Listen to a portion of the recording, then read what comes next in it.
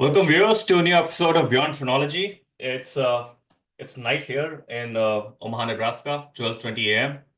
And Professor Sutrth Dey is here from ISER Pune. It's 10:50 in India right now. And we were waiting 50 for a.m. this session for a long time. We had been discussing about, all the disruption supposedly caused by AI or coming to fruition. And I think it's a high time that we bring our thoughts together for all of you. And me and Professor Sutirth, they have been exploring a lot about the AI space, especially both of us with our passion in science and education. We are both anxious as well as excited about the future of what's coming and how we can prepare ourselves and our students, to actually benefit rather than be at a loss. So, Professor Sutirth, welcome to Beyond Phrenology. Thanks, Madhu. Thanks for having me. It's always a pleasure talking to you.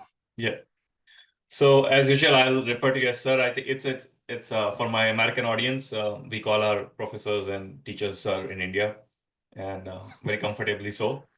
Yeah, without any implication of any major hierarchy or anything. It is just the way exactly. Exactly. So, sir, of course, we have been discussing about meeting and discussing AI. What have you been playing with lately? And I think you are well ahead, among peers there in terms of both of your exploration of AI, its capability, and in terms of your vision of what's coming. So what's your how do you summarize the current academia, the whole educational model, and how AI you think might be disrupting it? Okay, first of all, I have to give a huge disclaimer. I don't think I'm ahead or anything. Yeah. And more critically, see, I am a user of AI. I'm not a person who understands what exactly is happening at the background, in the background, beyond what is there in popular articles. So my entire thing is more from, if I am a user, if I'm a student, if I'm a researcher, what exactly can I make AI do for me? And in return, what is the cost that I'll have to pay? That's pretty much what I'm trying to look at. And obviously, there has been a disruption. There's no point in saying that there has not been, because students are using AI more and more for doing their assignments. And therefore, many a times when we are talking to them, as opposed to reading what they have written, there's a huge difference between the comprehension as it is showing up on their submitted assignments versus what they are able to tell us. So that is obviously something that one needs to think very carefully about, how adoption of AI is going to affect the students and their comprehension and their abilities. In terms of usage, when it comes to searching for literature, I think right now AI is doing very well. And of course, at some point there was this huge issue of hallucinations. AI would happily make up citations for you, and when you try to look for them, you realize that the citations don't exist. That problem has become lesser and lesser, particularly when you are using platforms which are specific for searching for these kind of scientific literature. Many a time they are doing really well. How do I know that? Because I have tried searching the regular Google Scholar way, and I have tried searching using those platforms. I have compared those platforms, and in many cases the platforms are doing much better. One thing where the platforms are still not very good is many a cases when a paper is cited in a specific context. The citation might be real, but that doesn't mean that the paper that is being cited actually contains the piece of information for which it is being cited. Yeah. So that is something that one still needs to be careful about. But one good thing is, for many of the newer platforms, if you click on that citation, they will take you to the appropriate website, and they will highlight the line or the portion for which they are doing the citation. So sir, tracing back a little bit, what you said is like applicable for more active researchers or people actually writing scientific content. But for like, can we get back to undergraduate education a little bit, before moving to core research. This is related to undergraduate education to some extent, because at Okay. least here at IISER Pune, when we tell them to write reports, Yeah. in many cases, we actually tell them to give Yes, yes. citations. Right. And therefore, see, this actually has been a problem even in academia, even before AI became big. Okay, Hmm. there were many cases where we were finding in published papers in good journals Yeah. where people have cited something in some paper in some context, and when you actually go inside the paper you realize that that's a wrong context. Okay, so I can't really blame AI entirely for this, but this is something that we tell our students to be very careful about, that when you are citing something, make sure that that citation reflects the context that you are citing it for, and if it doesn't, Yeah. then that's a wrong citation. I think deeply searched, we all would be found guilty of it at some point, by I oversight or would by, yeah. Yeah, see, oversight is a genuine mistake. Yeah. Okay, but in many cases, it goes beyond belief. I mean, Hmm. for example, one of my papers, which is pretty highly cited, it looks like it is cited for something about which we have said absolutely zero stuff in that paper. Yeah. And then when people picked up from that cited source, Exactly. So we have actually yes. traced what happened. At some point, some review cited us wrongly. And after that, everybody started citing us in that context. They cited us, they didn't cite the review, they cited us directly, but actually that thing has nothing to do with what we But said in the don't you love paper. those citations? What do I say about that? They're citing me for things that I didn't say. And AI might actually accentuate, this trend. Yes, yes. Yeah. So that's one thing that we are telling our students to be careful about. At least I want to tell my students to be careful about that. Just because the citation exists, Yeah. that doesn't mean that it's a correct citation. Okay. Hmm. So when it comes to doing a lit search, and when it comes to, let's say, onboarding a student on to a new project. So suppose, Yeah. I'm in my lab and a new undergrad comes and says, sir, I want to work with you on this topic or that topic. Yeah. That onboarding will become fast. Right. Okay. The person will get hold of the, let's say, 5 or 10 key papers in that area, in that particular narrow context, much Yeah. faster than what they were getting earlier. That part is Yeah. okay.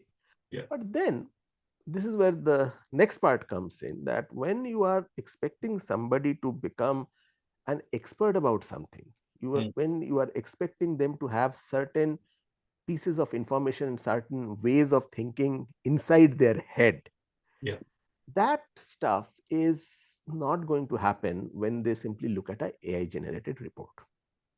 Okay. So I have summarized this issue so far for myself as we are moving from the time of doing things or knowing things to getting things done.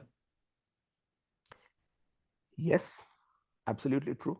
That is happening. Yeah. But then the point is that if you are simply moving to getting things done, Yeah. then you also realize that you then essentially are also making yourself redundant. Of course. Because Of course. after all, if the Yeah. final aim is just to get the thing done, Yeah. there are multiple ways of getting that thing done.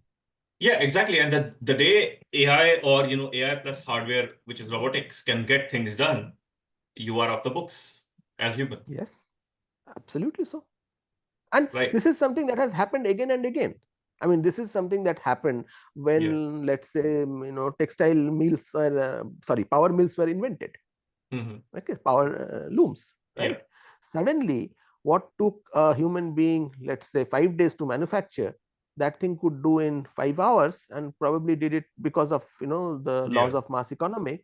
They did it at a 1/5 the cost, Yeah. and that's where hand weaving by and large went extinct. Of course, it Yeah. remained as a niche thing, as an elite thing, and so on and Hmm. so forth. But as far as mass consumption is concerned, it went away. So Yes. obviously, the number of people whose livelihood depended on it Yeah. fell down, Right. right?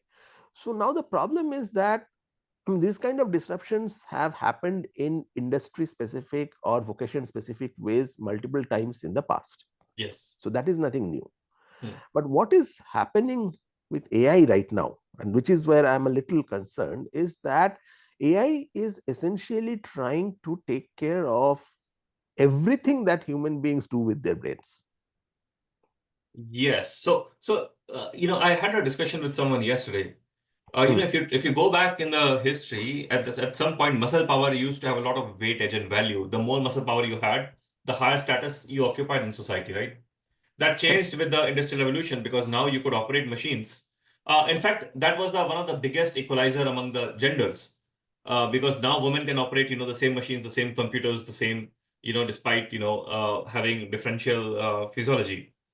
Or it was the biggest equalizer probably in the history, technology.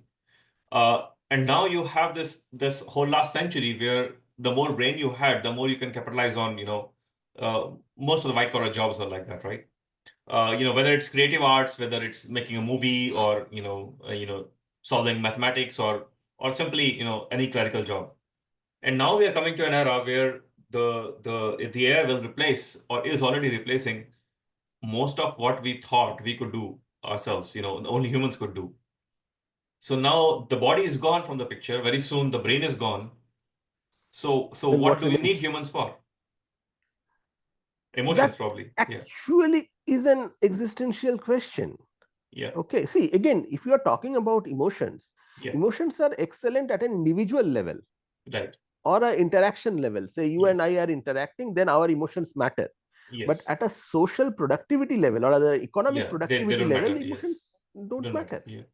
Okay. Yes. So, yeah, I mean, just yesterday we had a nice discussion. A bunch of students got together, and there was a student-led discussion on AI.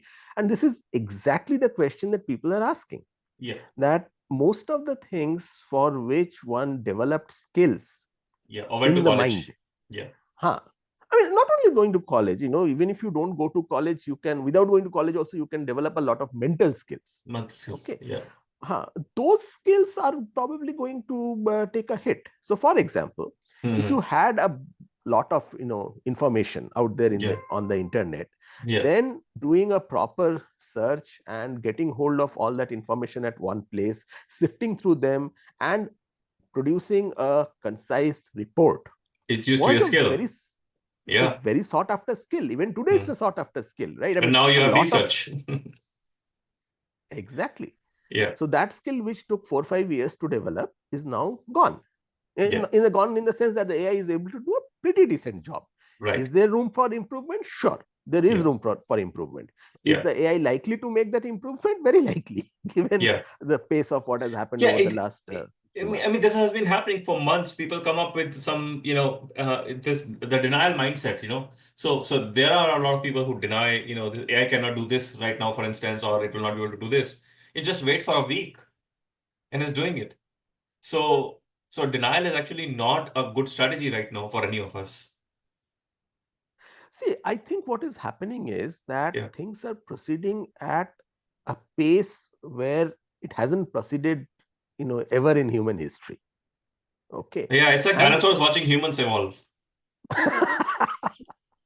Yeah. kind of. So, I mean, that's a slightly mean statement, but I Yeah. know where you are coming from. Yeah. Okay, but what I'm trying to say is that the pace is so high that people who are even following it, even Mm. they are lagging. Okay, I mean, I would like to claim that I'm trying to follow this, but Yeah. much of the time I know that I'm, just behind the curve. Hmm. Okay, so people who are, let's say, not that well versed in the whole thing, Yeah.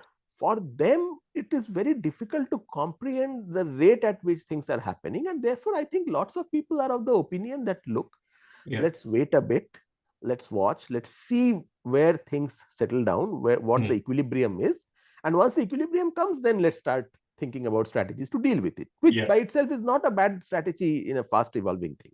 Yeah. So, Okay, sir, so I'm I unblurred. have been contemplating over it lately, and every excuse or model I come to crashes. I'll give you an example. So I initially thought that the body is gone and the brain is gone, so now we will have an emotional economy. It turns up now the AI therapist is actually working better. Like people rate AI therapist better than a human therapist now, given that a lot of therapy is only online, and we have these AI characters now, behaving like humans and talking like humans. The voice are becoming, more human-like. they are becoming even more seductive now. You have imbues of the high pitchness and things like that. So those are Not only gone. seductive, they can even do nice abusive words. I mean, look at what happened on Grok. We know what happened in Grok. Yeah, like Hmm. start abusing you back with an intensity never found before with any artificial With an system. intensity which is eerily human. Yeah, which is and human has to be from like Uttar Pradesh or Bihar probably. Whatever, some part Yeah, of some yeah, country. I'm sure Kanpur. those kind of experiments can be done for any other country, any other society too. Yes. But it was definitely like the pride which Kanpur used to take in abuses was like was on stake. The so okay. So that thing, and then with we already know with chat it has already the Turing test has been passed by AI, so the Yeah, emotions are gone. So I came with this, like maybe we need humans where more and more humans are required. For instance, healthcare industry. So we'll have a healthcare boom. And actually, you are seeing this now. So when you look at the latest, at least in the US, last few reports, there's a major uptake in healthcare, both at the education level as well as the number of healthcare, employees. But what we don't see now is that when there's nothing else or less of other options, more and more kids going to healthcare sector, very soon that will lead to, stagnation of either wages or oversupply in the healthcare workforce. So it's not a sustainable solution that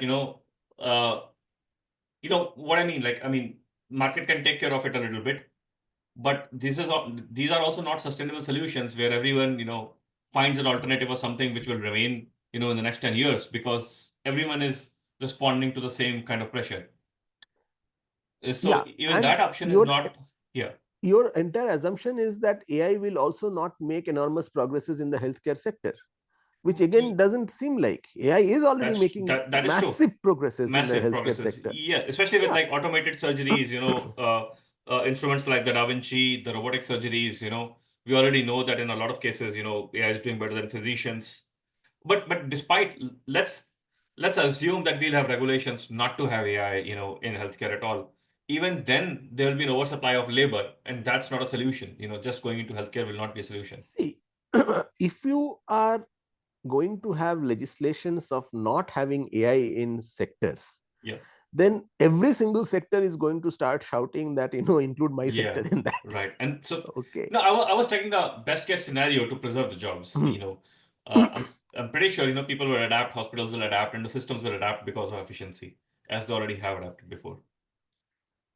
See, that is my whole problem. All the previous adaptations that have happened, Yeah, they have been adaptations at a sector level.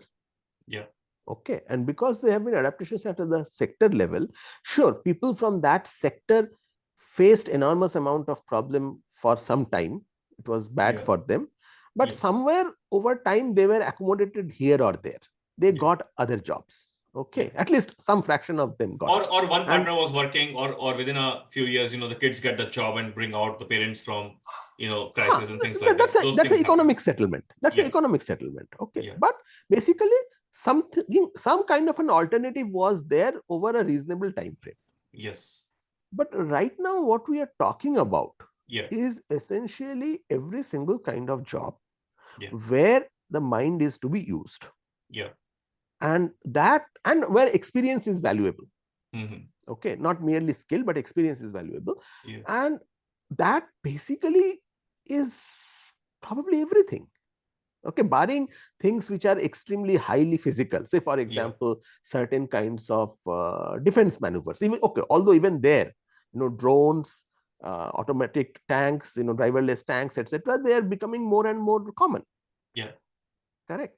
So therefore, barring certain highly specialized things, maybe like offshore drilling or something like that, which anyway by the very virtue of their being hyper specialized doesn't employ too high a number of people. yes, Barring some of those, we are essentially talking about the entire job market. yeah.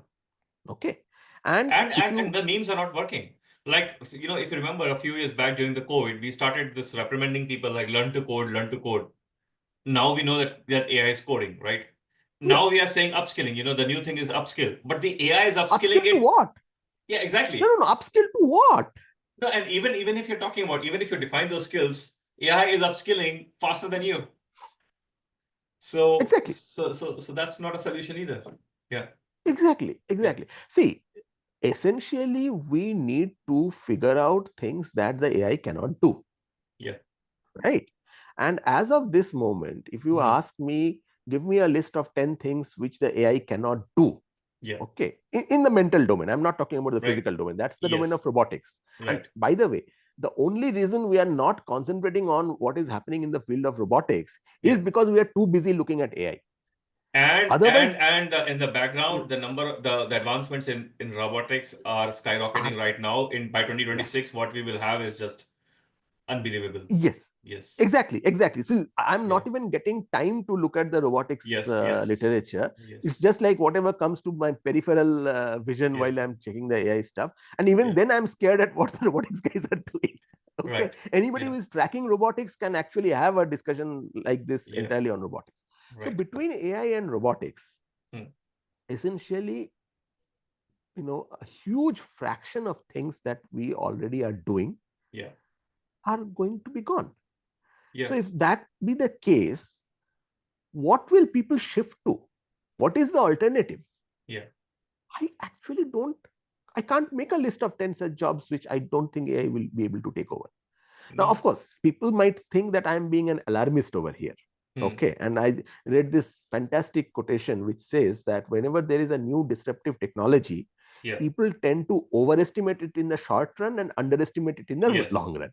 Yeah. Okay. Which I agree. I fully agree. That's true. Yeah. But the problem is that even as a theoretical thought exercise, if I'm not able to come up with a list of 10 such jobs where I'm reasonably confident that over the next 20, 25 years, either Yeah. AI or robotics or together will not be able to do better than humans, Yeah. then I think there is a problem. And I think And this there's a problem. I problem mean, needs to be physical addressed. implementation would be even scarcer. Exactly. Yeah. Thought experiment, if we can't even do a thought experiment, what Yeah. hope do we have for real life? Yeah. Yeah. So That's I true. think, I think, see, this is the kind of problem that all labor unions faced when Yeah. their industries were threatened by automations. Hmm. Okay. And we all know how economics has ended up trumping the labor unions in general. Yes. Barring isolated cases here and there, Yeah.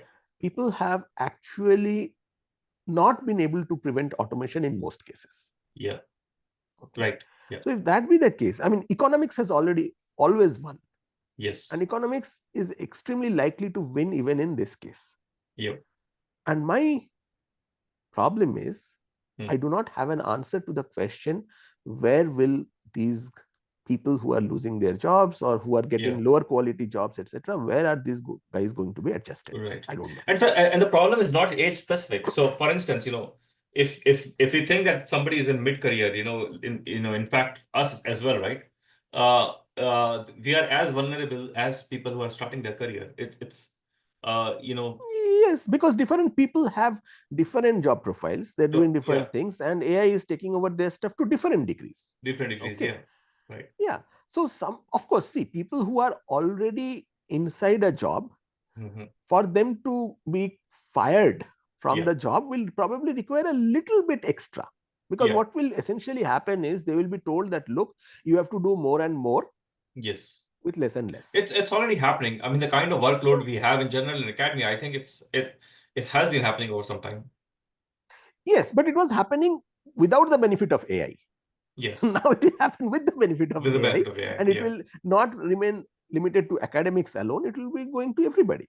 Right. I mean, for example, I mean, my own brother, he works in an industry, Yeah. and he has essentially been told, they have all been given access to nice AI, okay, enterprise grade AI, and they have all been told that they have to make sure that their productivity gets increased by about 20% through the use of AI. And they have been told to figure it out on their own how they are going to do it. Mm. Okay. Now, let's assume that at least some of those people are able to meet this requirement.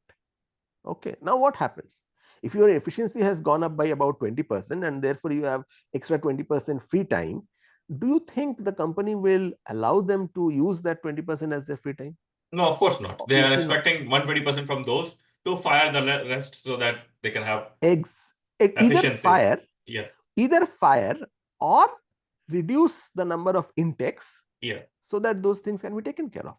right. I mean, I was looking at what you were talking with Dr. Hudson the other day, Yeah. and one of the things that he was talking about was that, look, the interns, the Mhm. jobs that the interns used to do, all Yes. those jobs are right now being done by AI, and therefore the number of internships have gone down. So I'm feeling this pressure as myself. Okay, so let's say I run a lab, in my field. Hmm. Uh, Mentorship takes time. Mentorship takes effort, right? Mentorship is a cost we bear, okay, as PIs, as faculties, as scientists, okay. Hmm. Uh, for the fun of it, because we want the next generation to learn what we learned from our mentors, as well Hmm. as for efficiency. Over time, the person who would learn something, would work on that, and we will actually get some scientific output. We will be able to explore the world more. With funding crunches and with a pressure on productivity now, for instance, why would you spend time on mentorship if it doesn't lead to either one of those two, in proportionate amount? Okay, depending on, what kind of pressure we have, right? So, so given an intern, you would, and this is happening across academia, right? We know that now, if you have to go to a grad school, if you want an admission in a decent grad school, you already need to have a few publications, the number of which is right now more than PhDs used to publish a decade back, right? So we are expecting undergraduates to come with that many publications that a 7-year PhD students used to publish. See, that is the whole thing that is happening. Yeah, The minimum bar yeah, itself is becoming so high yeah. that, then it becomes a self-fulfilling prophecy. If you don't Hmm. use highly efficient methods, if you don't use high grade AI, Yeah, in a many ways, you yeah, will not be able to meet that criteria. And if you mhm, are not meeting that criteria, then you are not able to go forward anyway, and yeah, therefore there is no way you cannot use AI, or you cannot use those yeah. labor saving devices. The individual pressures on each individual worker is of that level. Yes. Exactly. So see, I fully agree with you. Yeah. Okay, in most places there is a trade-off between mentoring a person versus extracting work from the person, Hmm. right? Yeah. And I mean, I'm talking about not only academia, I'm talking about industries, I'm talking about any place where work needs to be done by somebody and somebody else needs to supervise it. Hmm. Okay, there is a trade-off between figuring out the well-being of the person who is doing the work and the quantum of the work. Yeah. And basically, in general, Hmm. the feeling in the industry is that, look, let's flog them as hard as we can, Hmm. because anyway, if these guys go, if they Yeah. disintegrate or if they take another job, we'll replace them with another one. As well as when the job market is tight, you have all the leverage. I mean, when everyone is scared of not losing the jobs or what's coming, as Correct. as an I employer, mean, you that have that allows leverage. them to continue with this thing. Yeah. Otherwise, if they flog, they will just go to a different company. Right. Yeah. This stagnation in the job market is always helpful for the employers. Okay. Yes. Similarly, if you look at any academic lab, Hmm. if the PI basically tells the person that, look, don't use your brain, just work like mad, Hmm. okay, do everything that I am telling you to do, produce the data, give the data to me, I will write the paper, you are anyway going to be the first author or whatever, you will get your Yeah. excuse me, authorship, and that's it. Okay, you have contributed. Yeah. And anyway, when you are going for a postdoc, all you need is the paper in your name. Yes. Okay, because all people will check is whether you are able to do all those techniques, whether you are able to run those experiments That's in that's an what that's what academia has been preferring for some time. and if you do that, then Yeah. essentially you are producing academic labor, Yeah.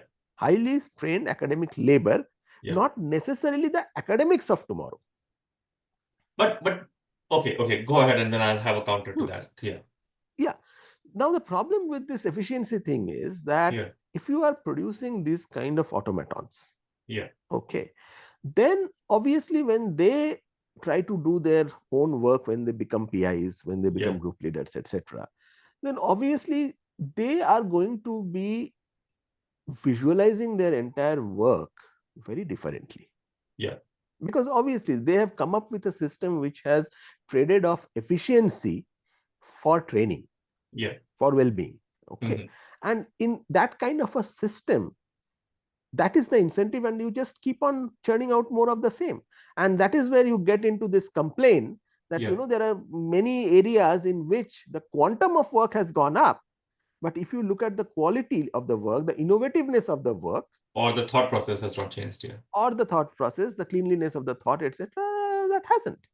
But then, the counter to that is that it's very hard to find a prodigy with that. So when it comes to well-being and the holistic mentorship, the it's rare to find a student who actually has that kind of a vigor and uh, passion from their own side towards science or finding.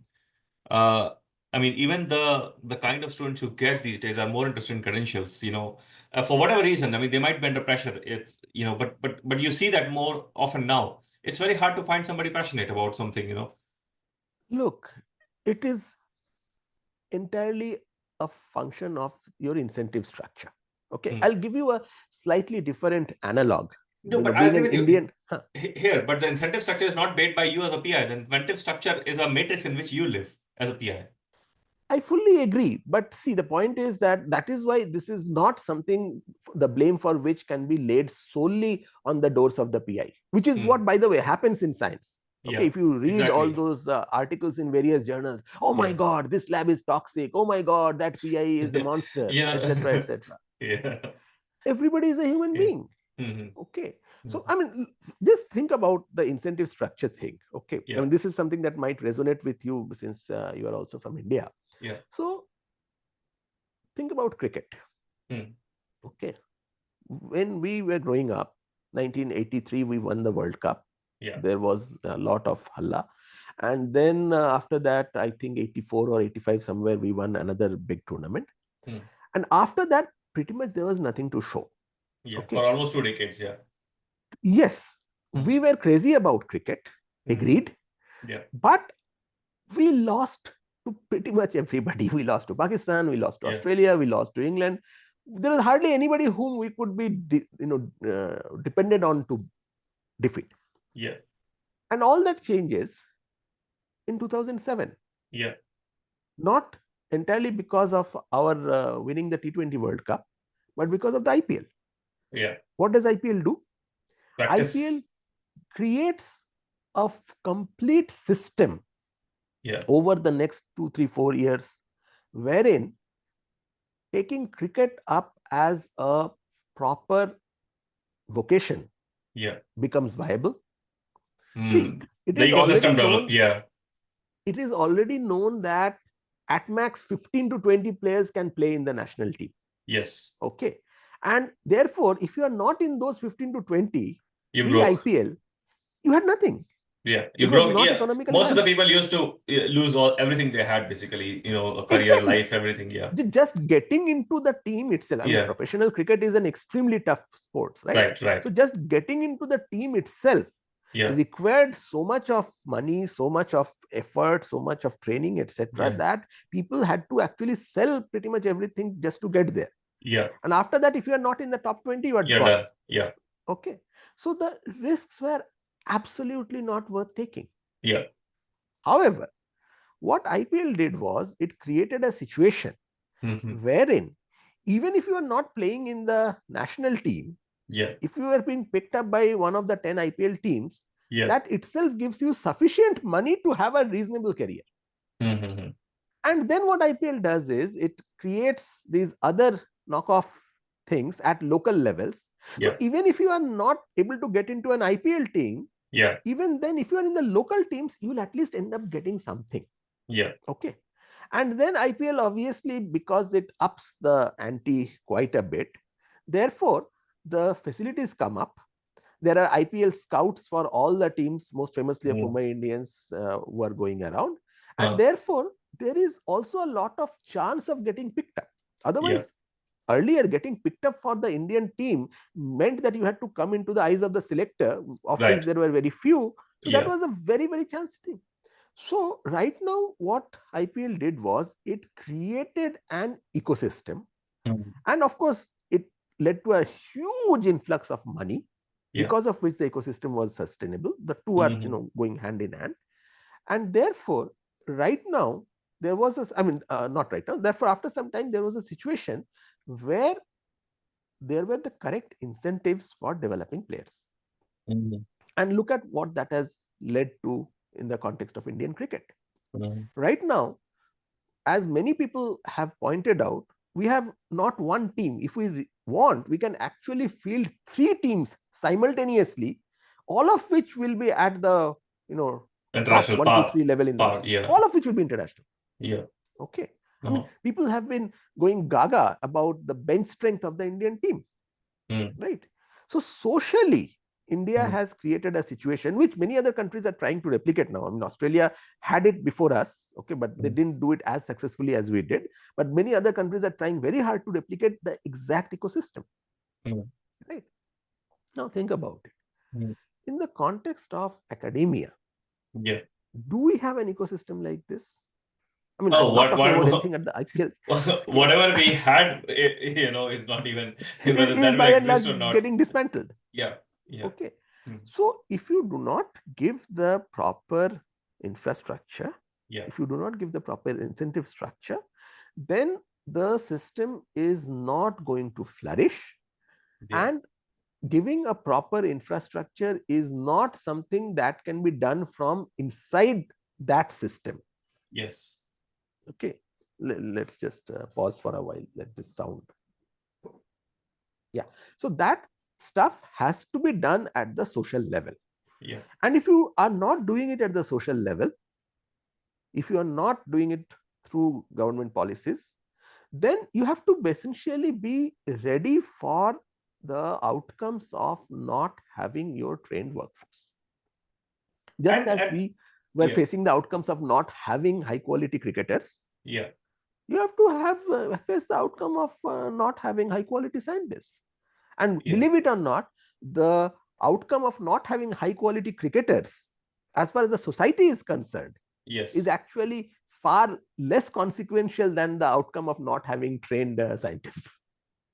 It Right. looks the other way around because cricketers earn more money, it's Of course. entertainment, it's Of course. visible. Of course. But Of course. I socially, it's a mean, different ballgame. of course. Of course. That's what I, always, kind of wind when I'm with my family that, how many, cricketers are, as we discussed, right? Cricketers are the one, getting the money and, then finally the actress is marrying cricketers. But what do scientists get? Like, when you have cancer, that's when you want to get the best drug. You want both free, right?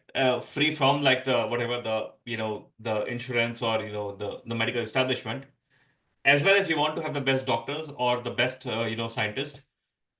Disregarding the fact that to develop any drug, for instance, it takes decades and decades of you know night and day toil by some of the most high caliber people at a very low salary. Uh, and you think that you're entitled to those treatments once it comes to your life. See, the way that works is slightly different. Yeah. If you don't have an Indian cricketer, you don't have an Indian cricket team. Yeah. But a drug can be invented in the US or UK or anywhere else Mm-hmm.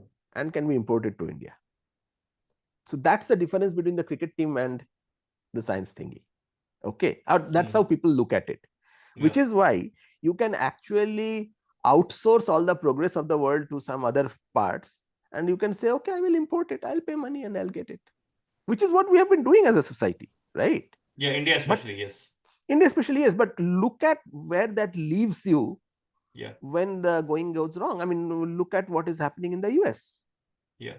US has to say, make America great again. Yeah. US has to invest in getting their scientists, getting their engineers, getting everything, The everything factories that and was manufacturing and yeah. everything that was outsourced. I mean, that's exactly what the president of US is shouting Yeah. at the top of his voice, that we have to get this done. That's their official policy right now. Yeah, that's so true. I mean, when we we have so much cognitive dissonance, as a society when it comes to home, or like let's say superstore, right? We want a superstore close to our home so that the food is available, right? We want to have an extra bucket of water, just in case things don't work. We want to have a generator at home or an inverter, just in case there's no power, right? We want to have this and that, and the more we can afford, the more we want safety in our home, right? In our homes, in our communities. Uh, when it comes to the country, suddenly, people's argument are completely discordant, than what you would do, if the country was your home, right? That's because when it comes to your home, Yeah, you are the one who is deciding how to spend the money. So there yeah, is no conflict of interest over there. mm, But when it comes to the society, yeah, there are conflicts of interest. mm, The people who want to spend their money in yeah, certain ways, they will yeah, obviously see how you get the profit. And many a times there yeah, is a dissonance between profit making at the level of the individual industry yeah. and what is good to the society. Society or the country. Yeah. So, so, So so see from, that. yeah, yeah, go Yeah, go ahead. on. So I was saying for India, for instance, yeah, you can say that we can outsource our technology. I mean, this is what India has done, for instance, for drug regulation. For a long time, it did not have a proper body to actually, vet for drugs, and it was just relying on FDA recommendations. A lot of it actually is not even applicable for Indian population because you do not have the ground data of Indian, ancestry and Yes. whatever the diseases and genetic profiles, Yeah. right? No, see, that I fully agree. But see, that was the time when people still thought Yeah, that whatever is true for humans at one part of the country, one part of the world will be true for humans in another part of the world. yeah. Okay, particularly with this kind of modern No, medicines. but even for the It, drugs, you may hmm, think that, okay, America will do the research and will bear the cost of it, which is what happened in a lot of cases, right? One country bears the cost and all the regulations, and finally we'll just buy it when it's done. Okay, why should we invest? Because there's a lot of risk in why should we invention. take the risk? We put our money Yeah, in less risk things. yeah, less Hmm. risky things, right? Which is basically watching cricket, for instance. Now, Hey, that's mean. okay. Anyway, Uh, as I said, I think sports are like just people hitting balls with, different kind of balls with different kinds of objects, or sometimes with their yeah, own but body. it serves a purpose. It serves a massive purpose. Yeah, but I think it's overblown still, proportionate to other things right now. I'm not so sure. It's like the opium of the masses. One of the opium of the masses. Okay, okay, okay. Okay, let's say it serves the purpose.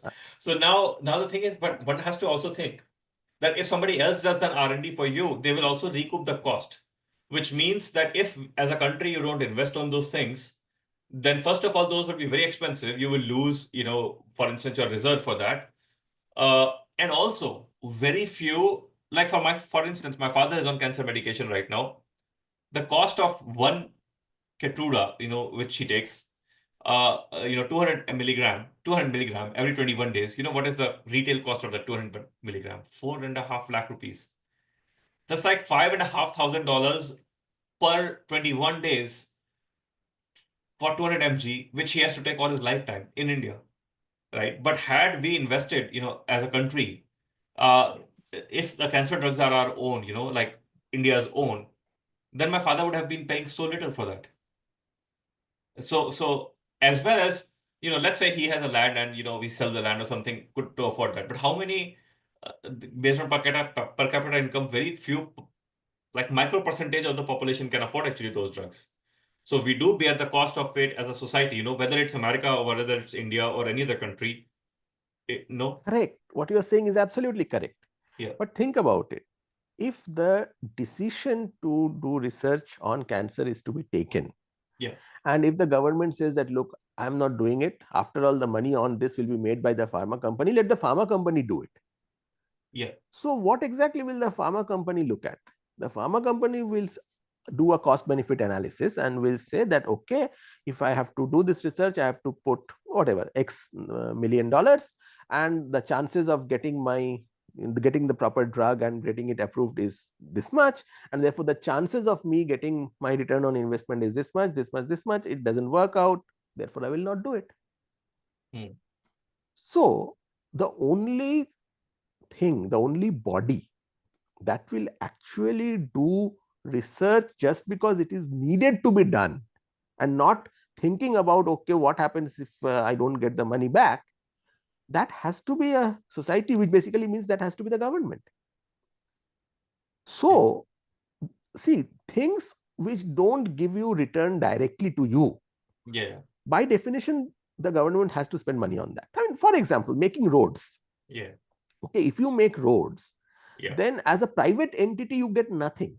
Nothing. Yeah. Even if you are given the right to put some tolls, it will take Yeah. forever to get it. Yeah. But at a social level, it makes a huge difference, Mm-hmm. which is why government has to make the roads All over the world. Yes. all over the world. No Yes, matter what criticism people do about, those things, it has been the case, throughout history. yes. Yeah. Similarly, Up going defense. back to the Roman civilization. I mean, Yes, even exactly. before that, even to Indus civilization. Yes. Indus, I don't know about Indus, but Yeah. definitely Mauryas were doing the same thing. Yeah. Similarly, think about defense. Yeah. Okay, Yeah. there are private contractors here and there, but by and large, the Yeah. overall defense is something Mm-hmm. which is like you have to invest in it, even if you are not sure whether there will be an attack Oh, or not. yes, yes, yes. Okay, so you have no idea when the return for investment will come in. Yeah. Maybe it will never come in. If your policies are good, hopefully you never have to fight a war, Yeah. but you have to keep your army ready anyway. So, sir, connecting back this to AI. Okay. Hmm. In that case, with the advent of AI, now there is more democratization of, let's say, information. Okay. Now, I mean, in some ways, AI is also, bypassing the journals, if you think about it, right? So far, we did not have access to primary information. It was hidden. But now, through AI, we actually at least have a window into almost every information is available, in the world. See, that is a little bit of a issue. I'm not 100% sure about how the AIs are operating over there. Yeah. Okay. So, for example, I know that many AIs are operating on the semantic scholar database. Hmm. But the semantic scholar database is, I don't know, about 200 million or so articles. Hmm. But the total number of articles that have been published is definitely greater than that number. So there is a huge fraction that is not covered by the semantic scholar database. Okay. Similarly, if you look at the other papers, okay, am I sure that the AI is actually looking at the full text of all the papers Yeah. that it is claiming that it is Not searching? sure. We are not sure. We are not sure. There is no information that I could unearth on that. Yes. Okay. Yes. There are certain places, certain platforms which explicitly say that we are only looking at open source things, openly Yeah. accessible stuff, Yeah. That's nothing true. else. Okay. Yeah. So right now there is a bit of a gray area over there, and until and unless there are proper white papers coming out of all these AIs saying what is it that we are actually searching and what Yeah. is it that we are not searching. So there are some companies which have actually teamed up with the publishers, paid them Yes. fees, and have Yes. made sure that they are looking at the Mhm. entire text of everything that is available. But Mhm. not many people have not done it. Many people have probably used shadow libraries like libgen or sci-hub for Yeah. getting things done. So they are Right. not able to tell it even if they have done it. Right. So although until and unless those transparencies come in, we can't depend on it fully, even for something as basic So, as searching. so backtracking to our argument, right? That's when we, diverse to, government investment and, the vision Hmm. of the society. Hmm. So now we are seeing this as individuals, right? Of course, our leaders are also seeing it, in real time. The economic data is also reflecting, the shift. The socio-economic or the societal structure is also showing the shift. Nowhere more evident than on college campuses, both in terms of the anxiety as well as in terms of, uh, I uh, mean, eh, yeah, by the very definition, college kids are the ones who have the ability to understand these things and the ability to use these much better than the general population. right, They are right, the right, correct age group and the correct right. To be honest, experiential I mean, even understanding. high school kids and class sixth and fifth kids are now using, They're doing it. Grok is their They're doing it. assignment companion right now. Okay, and most cases. So, so I mean, this is where we're heading, right? As a education enterprise, and also, we have regulatory boards in education. Like for India, we have CBSE, right? We have Hmm. ICSE and things like that. We have higher education boards. We have CSIR. We have governing bodies. Likewise, we have in the US. Those bodies take time to respond, right? The First of all, they are They all should. old. They should No, as no, well. no. Yeah, See, yeah, they should. Yeah. Okay, you are Yeah. talking about the whole of India or whole of Yeah. US. Yeah. So obviously those bodies really need to look at things properly, talk, Yeah. cogitate, Right. and then come to a Yes. conclusion. If tomorrow the government comes up with a regulation like this, I will be Yeah. very Yeah. circumspect And about we it. don't know whether they're looking or whether thinking about it. Like, at least it's not in the limelight. Okay. So we cannot be sure that they actually have, you know, some leg in that change. Hmm, hmm, So what are we looking for now? First of all, if we respond too late, then the whole education enterprise might not exist the way we know it. Okay, if it's too late, because even students will realize the cost benefit. The way how expensive higher education is becoming. Soon they will start weighing in the cost, and we are just waiting for a disruption from the tech industry. Let's say Google starts or like some big company with AI and other things can start, like somehow get a credentialing ability, remotely or through AI or through remote, or maybe flying programs where you fly there for like a month, just like companies like Infosys and TCS already do for training. hmm. Let's say it's something, it starts overnight, right? Now what is stopping them is basically uh, the acceptance by these regulatory bodies right now, right? So let's say that happens, or industry itself. Let's say Big Seven decide that we will now hire people. We are starting these institutes and we will hire people from these institutes. All you need is to have these courses and like this 2 months of training. I mean, people will flock for that. So those kind of disruptions can come anytime, right? It's just a matter of time. Yes, yes. So now what exactly are we doing as, traditional educational, workforce and bodies? Like, we have to exist, if we have to change, if we have to exist, okay, We would that's, like to let we put would it like to this way. exist. I don't think we have the final say in this. Huh? Yeah, of course, we would like to exist. Hmm. Second, we like to keep contributing. And third, uh, it has to be done before it's too late. Because even if you respond and nicely, but if it's too late, you have lost the battle with the way who things are moving. So where are we right now with respect to those risks? See, the problem as I see it is that, as I said, things are changing too fast. Yeah. Okay. And therefore, I don't think we have still seen the equilibrium of AI capability. Yeah. All right. And until and unless you go to the equilibrium, Hmm. it is very difficult to make policy level changes. So Yeah. I'll tell you what I mean. So, for example, about 1 year or a little more than that back, when AI just came in, Hmm. chat GPT models just became accessible to people. I typed in some simple stuff and I looked at the quality of the response Hmm. and I was like, okay, I'm not very worried at this level. Yeah. Okay. But then what I did was I didn't give up on it. I kept on doing it. And in front of my own eyes over the last Yeah. 1 year or so, things developed. That's the And at most some, scary part when you see this growing. yeah. Yes. Yeah. See, the point is, you and I are scared because we actually saw it growing. Yeah. Okay. Other people are not that scared. They don't have that, feeling of awe or anything because they are just seeing the end product. Yeah. They are not seeing how fast the whole thing has happened. Right. Okay. Now,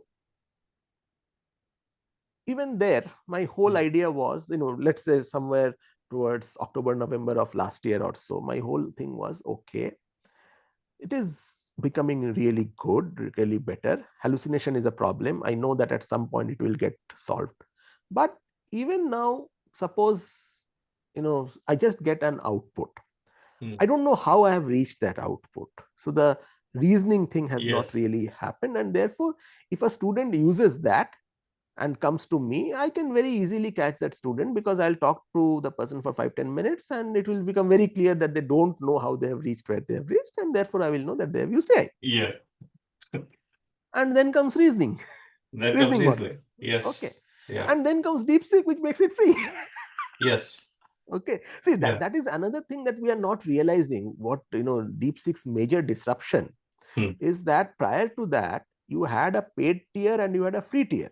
Yeah. And in the free tier, you typically had access to much lower quality models. Okay, Yes. sure, they were still able to do, let's say, school student assignments or so on, but for slightly advanced things, those models wouldn't work.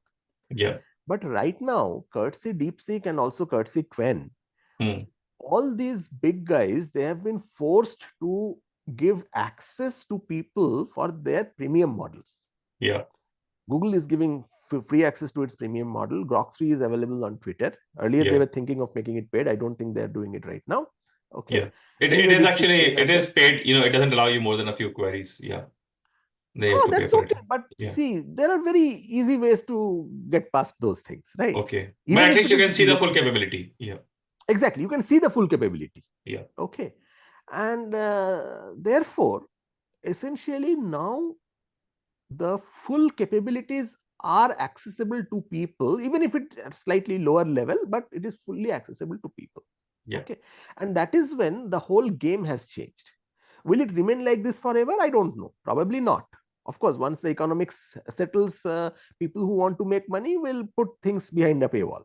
But at the They same have to. time, then you can invest, look, you can buy a $20,000 PC and actually have one of these best models if it's open source and run it on your own machine at, for at least for specialized kind of work. We will reach See, that again, stage. Yeah. but how many people will be able to buy a $20,000 PC?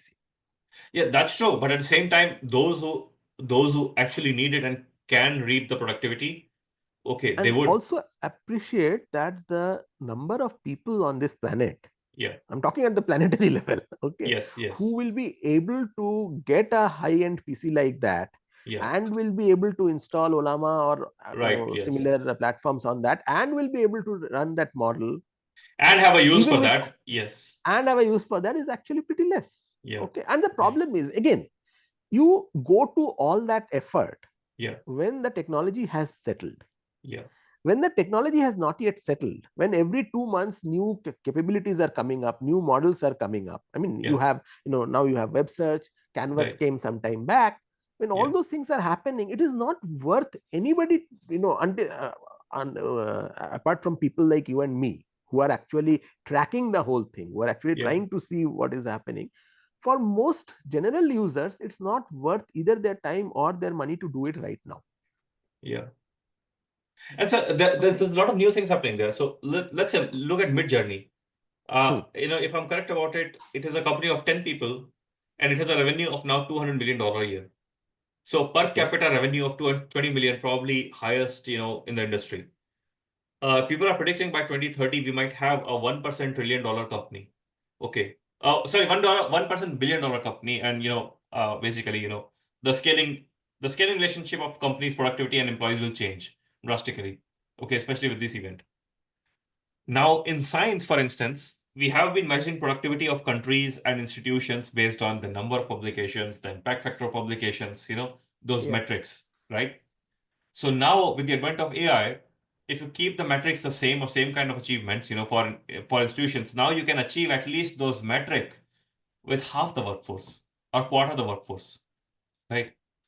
With Am I quarter right? the workforce, yes, Well, I'm I fully just talking agree. about the Hmm, metrics, hmm. not the Yes, quality of science and what it leads to, yes, just the yes, metrics. yes, absolutely, yes. But now what Yeah. will happen is what is acceptable will suddenly go up. No, I So agree with you. earlier, Yeah. if you had to publish, let's say, 10 papers to get a tenure, Yeah. now you will be expected to publish 25. We have given you access to enterprise No, no, version of AI, right? of course, yes. But institutional productivity can remain, constant with much less workforce, right? Similar like the Yes, industry. Similar like the yes. industry. Yeah, So, see, that is precisely what yeah. the AI industry is trying to sell to the society, Yeah, right? exactly. Yeah. So less number of people will lead to the same level of productivity, Yeah. and Yeah. therefore it makes economic sense to do it. So the question is that now what's the role of those education and research institutions? Was it to produce X amount of publications? Because if we define it that way, then we are done. Then the battle is already lost. There's no more, say you have. Was it about training? Then it's something else. That if it is Yeah, about actually finding patents or actually having products, then there's another battle which they have to fight. yes, see, that there is a, how do I say, uh, the joining of purposes. Yeah. Okay, it's a wrong phrase to, yeah. There is a confounding set of purposes that are supposed to be done in institutes. Okay, Mm. research institutes like yours or mine, universities basically. Yeah. We are supposed to do science, which basically means discover or invent new things. And at the same time, we are supposed to train the academics of tomorrow. Okay. And as we saw, many a times there is a conflict between these two purposes. Yeah. So one of the society level things that should happen or might end up happening is to divorce these two purposes. At some level, this divorce already exists. So for example, we know that there are research institutes which do not produce any PhD students. Yes. They Most army labs are like that. Most defense labs are like that. High-end electronics labs are like that. Energy labs are many like that. CSIR labs in the Indian context are like that. Similarly, what are those called? Helmholtz or something like that in the German system are like that. Yeah, so, Max Planck's, and likewise, no, Max Planck still produce PhDs. PhDs, but they don't have undergraduate education. And likewise, we have community colleges in the US, and we have state universities in India which do not do research but mostly teaching. Yeah, correct. So the first thing is, I think this dichotomy will become much sharper. Okay. As an active measure. I think society at some point will become active about it, but even before that, this dichotomy has to be made sharper, in order to deal with the disruption from AI. I see. Okay. I see. That is the first thing. For things to sustain and actually have a measurable, at least have a measure of impact. Yeah. See, the other important trend that I'm seeing for the last few years is research at the startup level. Okay. See, for a long time, there were only two places where major research happened. I'm not talking about individual people working in their basement, but otherwise, it either happened in universities or research institutes, or it happened in the research labs of big industries, pharma or chemical industry or whatever, right? However, at both places, you have certain kinds of issues. Okay. At one place, you also have to take care of the training of the students. And in the context of the industries, you had all kinds of various, regulatory, issues and so on and so forth. Therefore, in the last several years, the entire startup economy has come about. And I don't know about how they do it in the US, but in our country, in India, we have all these incubation centers. What are those incubation centers doing? They are essentially making available all kinds of instruments to the people, and they are saying form small groups, look in a focused way on one problem, how to make a battery 10% better, let's say, and then work on that. And the moment you are done with that, you have a viable solution, you start a company. Sell it off. No. Many of see, that's the earlier thing. Earlier, people actually used to start a company and they did their research to start a company.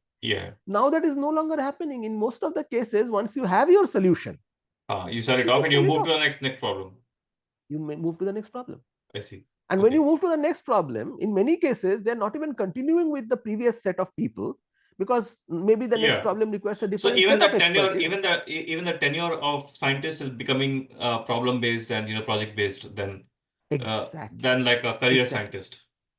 And I have a strong feeling that it is this kind of research, this kind of innovation that is going to be benefited immensely with something like AI. Because think about it, these are very problem based stuff. They are not really looking to become experts. They are simply trying to solve the problem. And the problem is well defined. Problem is extremely well defined. Okay. Come, do, disperse. Yes. Right. So I have a feeling that a lot of applied research will now essentially go in this direction. And note that if you conceptualize research like this, then essentially you don't really need a PhD. You can hire whoever you want. You can hire a 15-year-old person. You want the skills. You want the skills. If you have a prodigy, in basement, a 17-year-old, which used to be the case. It doesn't even have to be a prodigy. See, the word prodigy is, kind of abused. Okay. You don't need a prodigy. You just need a person who can do the thing who can do things. But you can hire a 17-year-old. You don't care about credentials. You don't care about anything except the task being done. And you don't care about the safety either. Yeah. Because obviously the rules and regulations governing safety of such small companies, the startups, are very different. You Yeah. don't need to take care of their safety. You don't need to take care of their long-term well-being. You don't need to Well, take care of employability or anything. anything. Yeah. Exactly. You don't It's care basically anything. transactional, where PU, the entity It's will a pay gig you this much economy. and you just come and work, right? Exactly. It's a gig Exactly. economy. Yeah. It's a gig economy. Okay. Yeah. So in that context of Gigization that of kind of research. Yeah. research, exactly. In that context, having AI is like a boon. Yeah. That's true. Okay. That's true. Now, the moment the economic incentive shifts in that direction, then whether academic research remains or not. See, industrial research is anyway, cutting itself down because they're entirely economy driven. They realize that this makes more economic Yeah, sense. I mean, Meta They're has, like, going for there. instance, they fire teams, whenever they think that it's not needed. Then they hire teams and make new teams based on whatever they think their mission is, Yeah, but Meta is still doing in-house research. Yeah. For the slightly more risky things, you don't even need to do in-house research anymore. That's what I'm trying to tell you. Yes. You can just Okay. outsource it. And Yes. and also think about it. These teams can be sitting anywhere, right? Yeah. You can be sitting in the US, your company can be sitting in the US, and you can hire a team in Vietnam, or you can hire a team in Senegal to do your job. Yeah. Okay. And obviously, then those teams are operating under the labor laws or whatever of those countries and safety considerations of those countries. This was always happening, but it will be even more blatant probably. Now it will become even more bigger. Yeah. Okay. So note that in this entire scheme of things, basic research, research which is done to understand nature, research which is done to understand humans, or whatever, the natural system, that research goes out of the window. There is no space for that research. I mean, we already have seen, the less and less of or suffocation of that kind of spirit over time in academia. We have already seen that over the last 2 decades. We are already seeing that, but even in that case, what was happening was that the other kind of research was still being done in academia. Yes. Okay. So, for example, suppose I am a guy who is interested in a basic question. I can still write a project about a slightly more applied question, get the money, get the applied job done. But on the side, also support this work. Yes. That it's kind of it was like a coexistence, like a, what do you call it? There's a term for it, right? It was like a win-win situation for both kind of work. But now that co-evolution I won't call it a win-win. See, for example, again, I'm talking very personal over here. Applied research, I just don't get a kick out of it. Yeah. But the problem is that if I don't get a kick out of it, I still might have to do it because otherwise I don't get any money. Yeah, but now there's no infrastructure of that kind in the future. Exactly. So I seriously think that the time has come for the society. Yeah. And this is society at state level, society at national level, and in some ways also at the international level, to ask the question, is it meaningful to do basic research anymore or not? Are we going to pay for basic research or not? And it's so ironic that society, I mean, we can say that, the US is not doing financially well, or India is not doing, or like some countries not doing. One can always make an argument based on certain key values, right? But per capita GDP is highest ever, right? Like, I mean, even in India, right? Society as a whole is the most affluent now than it has ever been. Both, no? Inequality. That's the whole point that you have to realize. No, I agree with that. It's per more capita unequal. might have gone up, but the inequality has also per capita has gone up, and the budgets of government has highest ever been, across the board, right? But the willingness to spend, generally speaking, right? I mean, and we dump so much of money. We like how much money we just explode in different things, in different contexts. Okay. And also, I mean, a lot of infrastructure projects don't yield anything. I mean, but those are big infrastructure projects, But infrastructure projects, as we discussed, are not supposed to yield anything. Infrastructure projects are for the good of the society, so their benefits are more intangible. No, I agree, but a lot of them, they just come. Like, I mean, we know that there are bridges which crash. Okay, like there are states with, like, rape. You know what I mean? There's a lot of waste happens in those domains, right? A lot of stuff happens. Implementation issue. That's not an intent issue. Right. But despite being the society being the most affluent, now the will to spend, or even to not increase, but actually just carry on with whatever you were investing, despite inflation and everything, even that will is not there. Despite the fact that most of what we have right now, right?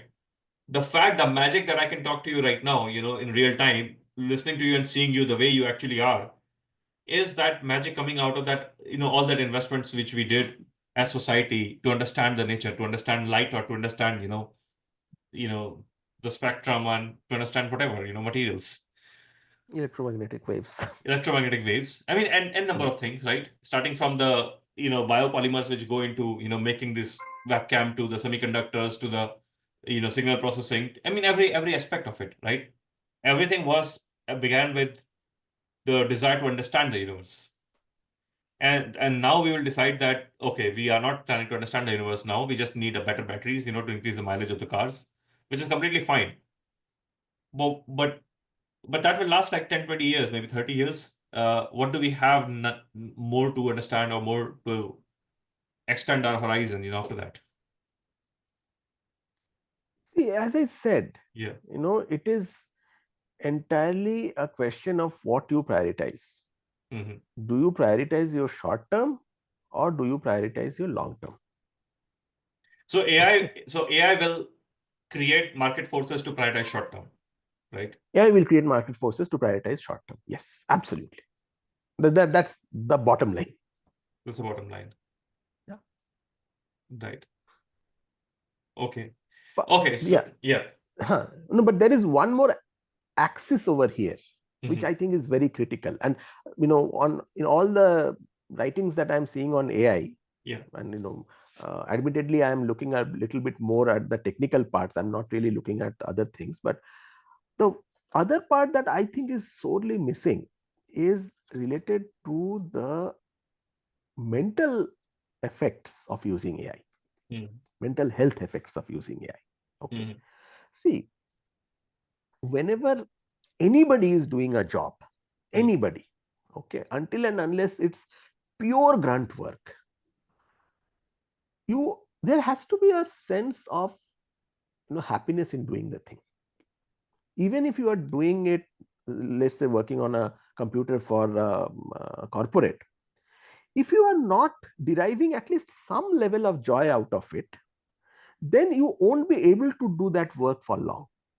And this Hmm. is something that we are extremely well aware of, right? That is why in Hmm. many corporates, burnout happens at a very fast rate. Hmm. Now, one of the things that is very essential for deriving joy out of your work is to have a sense of accomplishment in terms of whatever you are doing. Yeah. Okay.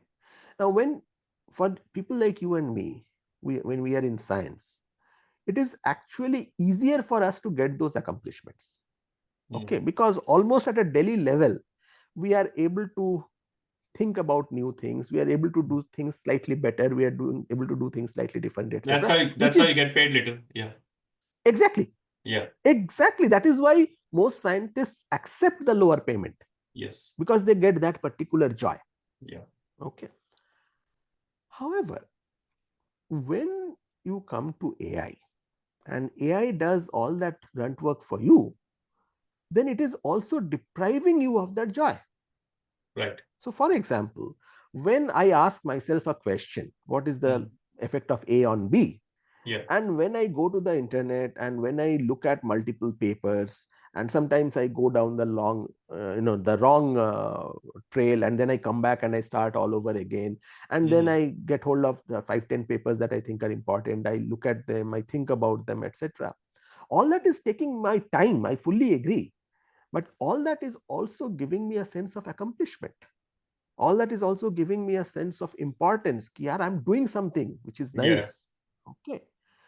Now, if all that stuff is gone and it is done in 5 minutes by the AI, then sure, my productivity might have increased, but my sense of ownership on my work, my sense of enjoyment out of my work has gone down. It's like taking a helicopter to Mount Everest. Yes, Hmm. but please appreciate that by mounting Everest on a helicopter, you are essentially going against, or you are essentially not experiencing every single reason for which people become mountaineers. Yeah, exactly. Okay, Exactly. you cannot call yourself a mountaineer if you go to the top of the Everest on a So helicopter. now we are Mount Everestanian rather than mountaineer. Yes. Exactly. Again, Yeah. getting the job done versus doing Right. the job. Yeah. So basically, it's a means versus end problem. Yes. Means a end Okay, problem. Yes. if you are doing AI, Hmm. then you are only thinking about the end and you are not going through the entire means part. So the holy grail of the problem is that so far we could find something which we were interested in and we could get paid for it. So we had a congruence of both intentions, us liking something and somebody willing to Exactly. pay us for that thing, right? Exactly. Now the Exactly. payment is available in the market for only for things which needs to get done. So we all are like factory floor workers in some ways now.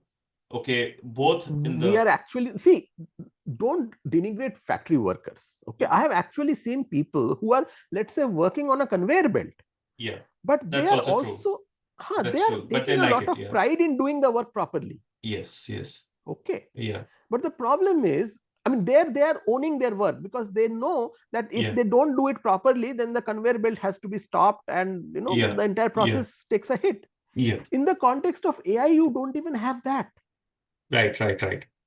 Right, Okay, right. so essentially you are losing all ownership on your work, Yeah, and therefore yeah. what exactly are you producing?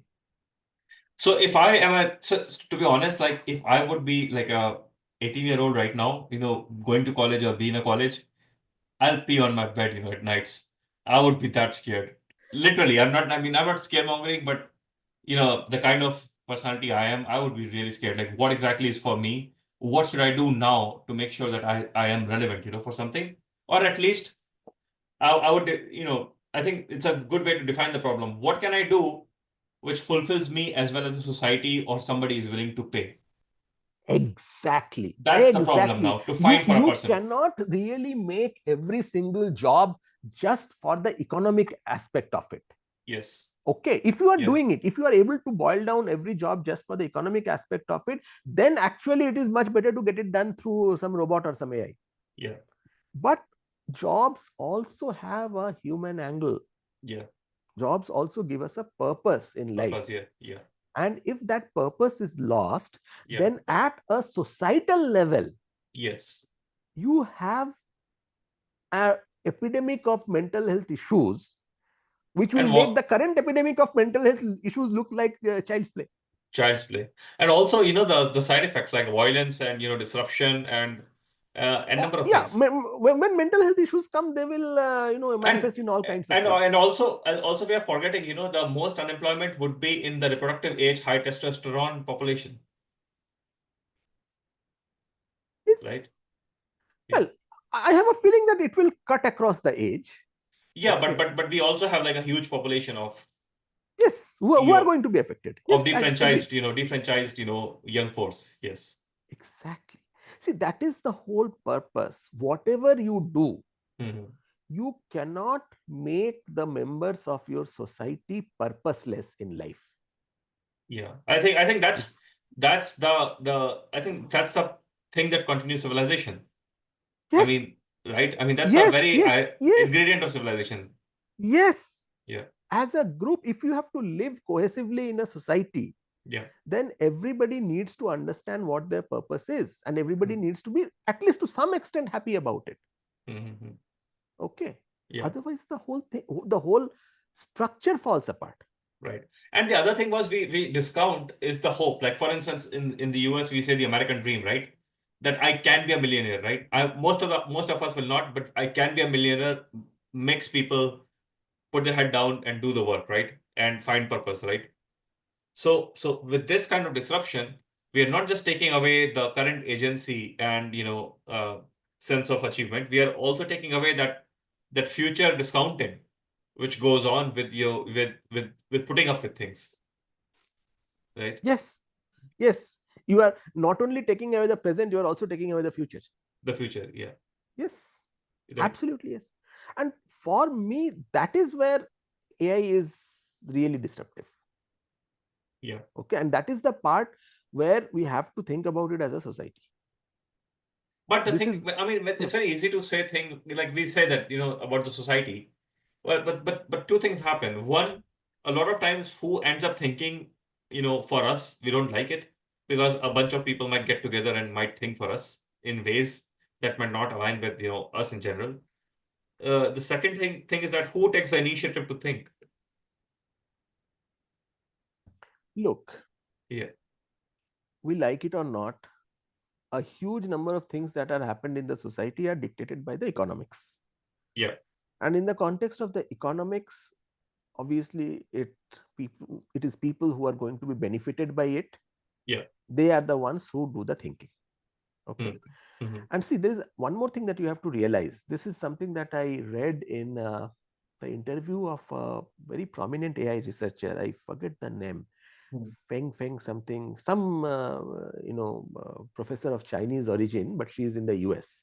mm, So she basically said that what is available to the consumer at any given point of time mm. is like 2-3 generations behind what is actually available to the Oh, companies. it's so true. I mean, US just announced F-47, right? And people thought that we are at F-35, and US just Hmm. announced F-47, right? And I don't know how much it is true, but it turns out that a lot of technology is much ahead than people thought, in terms of aircrafts. So I Yeah, think so. I see, think the that is models which, defense. yeah. Defense is something where you are supposed to be secretive Oh, anyway. even for consumer, even for Nike, for instance, Nike pretty sure they had like 5 more shoes planned. Okay, and likewise, No, see, AI Nike companies. only has to be different. Nike Okay, doesn't necessarily needs to make progress. It just has yeah. to be different. What I'm I'm damn talking sure about these is big companies with progress. $100 billion and evaluations, they might have 3 4 models with them, which are much much more advanced than what we are using right now. Exactly. So therefore, Yes. Yeah. coming back to the question of who takes the initiative, Yeah. these are the people who obviously take the initiative because they can see things much better because they have more information. More information. Yeah. Okay. See, Mhm. right now, as I told you, we started with the thing, right? That what should we do? And I said that as consumers, we don't even know what the equilibrium state is. Yeah. They have a much better idea of what the equilibrium state is. Yeah. So this actually happened in academia in certain ways. So Hmm. let's take computer science departments at universities. They used to be flourishing, really high caliber faculties and things like that. What happened was that, and this happened in certain other fields as well, is happening right now. Now, if you are a good computer scientist, you get paid so much in industry that there's no Hmm. incentive to be in academia unless you actually just want to profess, right? Absolutely. So, and most academic, and this happened the same in robotics institutes. Academic robotics lab are substandard, generally speaking, extremely substandard. I mean, they were really good at some point. In a sense, they don't have the infrastructure. Yeah. They don't have the Hmm. infrastructure. They don't even have the talent now. Because Hmm. why? Because there were some places they are good, but I'm saying on an average. Because Hmm. people who are talented, even the professors, they left for these private, robotic companies, right? They took away Absolutely. the whole student crowd, everyone with them. And now whoever actually can do better just ends up moving out. So what is left is just remains with like some toy robots where people tinker around, right? In most cases. Oh, I mean, that's a reality. I've experienced that at, some so-called good departments as well. Similar thing happened Agreed. in computer science, right? The departments were gutted with good faculties. And now if you look at the output from the innovations from computer science department mostly publish, some survey articles, in computer science about something, some algorithms. But innovations don't come out from computer science as often. And if they do, there are few departments which actually have, more focus on basic, number theories and, like algebra and things like that, who come up with new methods of computation, things like that. But the proportionate of innovation got down, right, in academia, shot up in See, industry. we already spoke about this problem. What Yeah, was happening was that there were a bunch of people, these yeah, computer scientists, who were sitting in academia, but what they were doing had real economic implications. yes, So the industry realized that yeah, if we get these guys and if we give them much higher salaries and much better infrastructure, see, many of these people, they will yeah, not move for higher salary, they will move yeah. They for will higher move for higher infrastructure. infrastructure. Yes, yes. Okay. Or actually, And I'll tell you, almost every one of them will move for higher infrastructure because exactly. researchers in the heart just care about, can I do the research? whoever will Exactly. give me the Can I get facility this problem resolved? Yeah. resolved. Yeah, they'll do everything to get this solve the problem. Yeah. Exactly. Exactly. So, what is the flip side of that? Yeah. The flip side of that is people whose work was not economically interesting Yeah. for the industries, they neglected them. They neglected them, and now they're not getting paid as much, as well as they don't even have the infrastructure to innovate. To be honest. Exactly. Yeah. Yeah. Exactly. So again, we are coming to the private, good of the private versus good of the public kind of a thing. Yeah. Okay. If there is something which doesn't give you immediate return on investment, industry will not go for it. Mhm. And that is the main reason for which you cannot task the industry for running the research of a country. Yeah. Just as you don't task the industry for running the infrastructure of a country, you cannot task the industry for running the Yeah. research of a And country. that is evident. If you look at robotics, the capitalization, the improvisation has happened in the industry. But Yes. look at when soft robotics is actually not the main branch of robotics right now, but all the soft robotics work is still happening in the academic campuses. Exactly. Once And that the will be moment economic they come to viable, a, yeah, it will yeah, move. Yes. yes, and the model that I was talking about, Yeah. the contract research model happening in startups, Yeah. is essentially something which is in between the two, and it's actually much more aligned towards the industry's goals, because otherwise they would have to keep their eyes open and take up something when it arose. Yeah. But now they are making sure that, okay, you So, work for me. so in some ways, I feel that the scientific leadership of both US and India was much better in a few decades back, because I mean, think of the Apollo program and things, places like that. Academics also have very strong contribution to those programs, as well Yes, as private industry. Look at Large Hadron Manhattan Colliders, Project, Manhattan Project, Manhattan Project, the greatest yeah, of them all. all them off, yes, right. Yes, All the extraterrestrial, your telescope projects, the big telescopes we have, whether you are talking about Hubble telescope or the whatever, nuclear project in India. the new project in India, yeah. All So, of those were professors. right, yeah. But at that time, they were not de-franchising the academics, as well as they were not, giving, overt power to, industry. It was very balanced scientific leadership. So I think now we have a very weak and very short-sighted scientific leadership as well. I think there's a Now, massive problem okay, of leadership in science. they are doing it differently. As simple as that. Okay. I mean, in that case, you can always define, there's nothing good or bad, it's just different. Yeah. But okay, yes, they're doing it differently. Yeah. I completely agree. Yeah. I completely agree. I mean, look, a much bigger example of this Yeah. is the military industrial complex in Russia, Hmm. which, unlike the US system, Hmm. is entirely government. Yeah, it is entirely And government. if you look at the kind of innovations those guys are doing, Yeah. purely at the military level, it is of a qualitatively different kind than what Very the. constraint based as well. Yes. Yes, but think about it. I mean, I was reading about this thing, in some amount of detail. Yeah. It's absolutely amazing. The Hmm. kind of decisions that they make. Hmm. Okay, so they decide that the chassis of a huge number of vehicles have to be exactly the same one, so that when war comes, mechanics who are aware of one kind of chassis, they will be able to repair all the cars. Hmm. That's a fabulous kind of standardization. Okay, Right. which you are never going to get if you have 10 different military contractors who are producing things for you. Hmm. Each one of them will go for their own chassis. Yeah, which Right? people have been discussing that has been happening in EU, with different countries having their different planes and different infrastructure. Yes, more so. See, you Yeah, at least is a bunch of different nations. yeah, You can still understand it over there, but yeah, think about the US is one yeah, nation. yeah. Okay, but given their model of privatization of that particular research, Mhm. they operate completely differently. And which is Yeah, why, if you look at the US arms, and if you yeah, look at the corresponding Russian arms, yeah, the cost difference alone is so huge. yeah. And when the Russians are But designing their weapon systems, they are yeah, always going out of their way to make sure that the weapons should be produced at a very low cost, at a very high number. and So, with yes. reasonably simple But this instruments. is very similar to how Japanese automobile companies operate in the US, for instance. So you have companies like Nissan, Honda, and Toyota, Hmm. Subaru, and number of others. You would think that a lot of them are different, but the chassis, or for instance, uh, the transmission, or even the body, sometimes it's just made by standardized across these brands and across multiple models, to have both low cost as well as redundancy in terms of spare parts and stuff like that. See, there what has happened is that multiple companies have entered into agreements with each other and they're Yeah. doing it. Yeah. That is something that has happened more organically. More organically, yeah. But in the Here it is top context of down. Russia, Yeah, it's it's a imposed. top down thing. Yeah, But look at the benefit of that imposition. yeah. The benefit of that imposition is mind blowing. I mean, the So, reason yeah, the US, if you look at Russia's war production, yeah, okay, see, Russia in the Ukraine war is yeah, basically fighting against the entire NATO.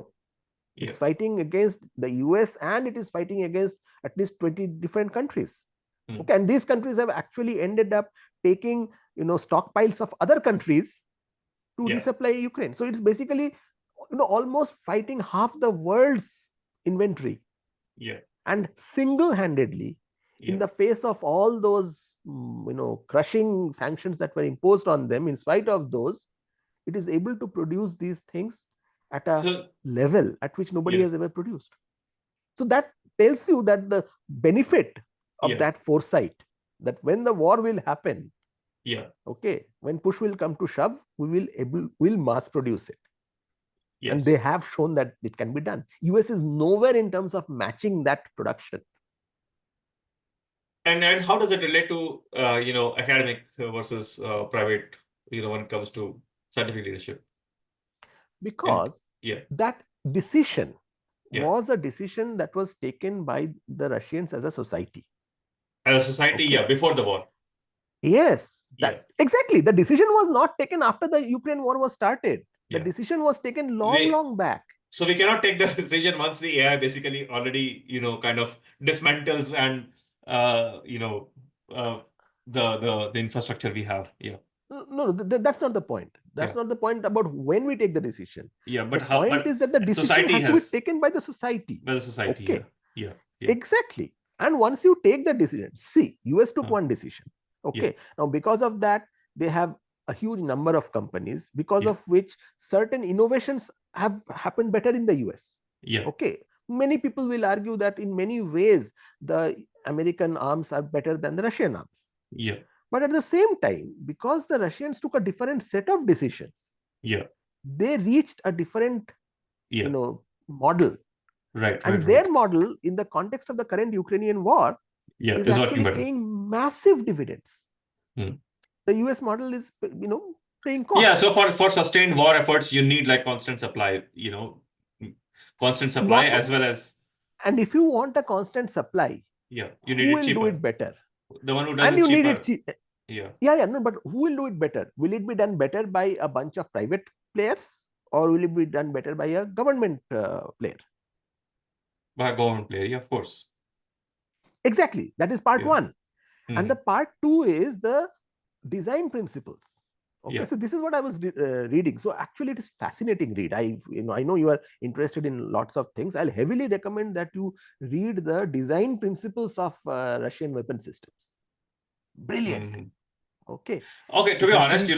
to be honest, right now, I mean, uh, I think in the US at least, I feel that there's a tendency, to not look for. So once we decide that something is evil, okay, or something is bad, we don't take any good things from that. Okay, you know what I mean?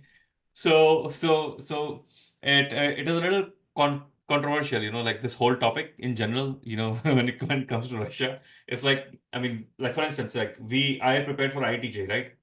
I grew up with reading problems from Russian Olympiad because all the books we had exposure to was Krotov, Iridov, Irodova. Iridov, right?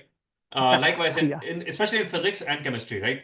Uh, The idea was that if you can solve the most challenging problem, like spend your time not solving the easy problems, but solving the harder problems and the hardest problems, because if you can master that, you can master everything. Okay, Yes. that was the philosophy, at least in the Yes. older generation of IIT, and university Yes. entrance examinations otherwise, right? And that's why we always look forward to the Olympiad problems. Okay, they used to be very precise, very targeted, and extremely insightful. So once you can solve that problem, you know that you're confident that anything below this, it will be like piece of cake, right? It gave you a rush, It an gave you a rush. adrenaline rush. It gave you Yes. an adrenaline rush. Yeah. Yes. Yes. But that also, but those books or those Olympiads were actually part of the same state-funded education system, right? Yes. And because India had this similar kind of system with IIT, JEEs, and medical institutions, that's why you are needed to actually study from those books, right? Because we had imbued similar kind of competency-based models, right? But that's not the case with education now, right? I mean, now we have assumed that everyone should be going to college, as in general, or everyone is going to college, as well as we don't believe in those grades. We don't really believe in that, kind of stuff. And that we have seen these changes happening at the level of entrance examination, at the level of grading in the board level. We don't want to stress any kid right now when it Okay, comes I to. won't entirely agree with that, Yeah, because if we were not stressing the kids, yeah. then why would the IIT exams be still so difficult, and why would people spend years, not hours, years and years in Kota and other places to get So, into but I IIT? think I think the exam has become easier. The competition has become more. Is it true? I haven't looked at Yeah, IIT yeah, yeah, yeah, exams yeah. The forever. course has become easier. It is actually now high school level, because previously you were a high school student, but the questions were like engineering level, right? So you already were studying books which you were supposed to study in You're a talking about IIT mains. AIT mains previously. But Oh, now, I mean, we saw this decline in the level of examination in 2007. It was the beginning when they introduced, the objective type questions, and then since then, gradually they have been tuning it down. So now with centralizing that with AIEEE and mixing it together with all the engineering entrance examination, the questions have become really easy, relatively speaking. But now you have to score complete, like, okay, so previously in some batches, if IIT mains, there were like 5 questions, you could solve like 2 of those, you were into IIT Kanpur. This used to be a case in some years.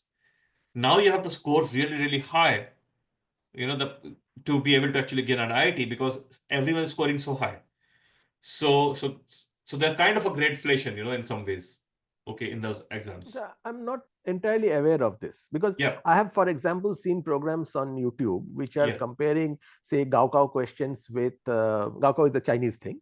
yeah, Huh, they have a similar system. They're comparing those questions with IIT questions, yeah, and and GRE, they're yeah, and okay, I haven't seen the GRE one, yeah, but I've seen the Chinese and the Indian one, yeah. and they're commenting that both are really problematic, in the sense Yeah. both are really tough, and if anything they're rating the Indian one slightly higher than the Gaokao one, but those But are like it very is kids' specific game ones. compared to what it used to be. Oh, I don't know this. Yeah, I, I, it is, I mean, it look, is, I was in biology, right? So I yeah, never went through that yeah. entire route. So I really, But it's really okay, kids' game that's compared to what it information. used I to should be. look it. Yeah, I should look this up. I yeah, should, and I should maybe ask some of my IIT colleagues yeah. if this is really the case. Yeah, it is. I mean, you'll find a yes to that.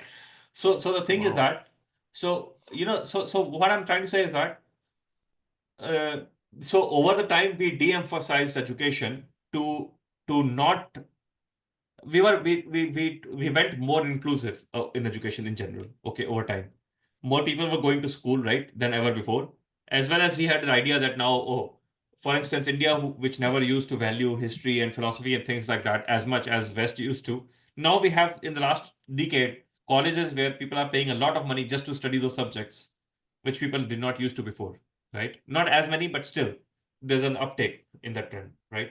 No, I will disagree with you. See, in India, we always had excellent colleges, excellent universities, teaching history. I mean, Yeah, JNU and Aligarh Muslim yeah, University and Punjab University and all that. They had outstanding, history mm, departments. Many had very good philosophy departments and so on and so forth. yeah. So what has happened recently is a proliferation of more liberal arts places, More liberal arts places, yes. which are teaching you a bit of this and a bit of that and a bit of that. Okay, Right. Yeah. but that doesn't necessarily mean that we didn't have high No, of course. Oh, quality I agree with you. I agree with humanities you. or I agree with you. That's my okay. mistake. Yeah. So, Huh. but we had an uptake in that, or we had acceptance in the society for now paying a For lot of money liberal arts. for liberal For arts. liberal arts. For liberal arts, right? Liberal arts is a new thing in India. So in the US, liberal arts already was there, right? And was actually majority of the education and not the STEM, right? In most campuses. In India, liberal arts was less of that, and now we had uptake in liberal arts. And now people are willing to pay huge amounts of money, if you look at the, prices of these colleges for those liberal arts degree. Now, when it comes to AI and AI's disruption, it is disrupting the liberal arts thing first, right? No, we need No? to, if we take that particular route of inquiry, I don't think we'll be able to reach further. Okay. There is a better way of looking at this entire thing. I mean, Okay. at least I think it's a better way, and Okay. just Okay. let me know what you feel. Yeah. See, my point is Huh. that degrees, Yeah. college degrees or Huh. college education Yeah. are two slightly different things. Huh. Okay. One is the training, the education that you are getting, Yeah. and that if you are trying to create the academics of tomorrow, Mm-hmm. that education has to be really intense. That education has to be extremely high end. But at the Ah. same time, a large fraction of the people, in fact, the overwhelming majority of the people who are going through a college, Yeah. they are not really planning to become the academics of tomorrow. They are Mm. just trying to become productive citizens by getting into various kinds of jobs. And Yeah. in many of the cases, what they are learning in the college is actually not even very relevant. What Mm. they are learning from the syllabus in the college is not even going Yeah. to be very relevant in terms of what they will do in their jobs. Mm. Right. Mm-hmm. So, what has happened is that people have now realized this dichotomy nicely. So when we are talking about Irodov and all these, Russian books, and why you say Russian? Even in the Indian academia, we had excellent Indian author books and excellent other, English author books, Yeah. which are very, very intense. Yeah. Intense is the only word for those books. For physics, we had Rusnik Halide, which is an American author. For maths, Yeah, we had like calculus, Thomas Finney, and yeah, of Kreisig. course, yeah, right, Yeah. yeah, So the and point yeah, is that all those books JD Lee for chemistry, yeah, they were primarily for creating the academics of tomorrow. yes, But at some point, the society realized, ki uh, bhaiya, 1% is becoming the academic, or maybe less than 1%. yeah, And for the sake of those, you are essentially troubling the rest.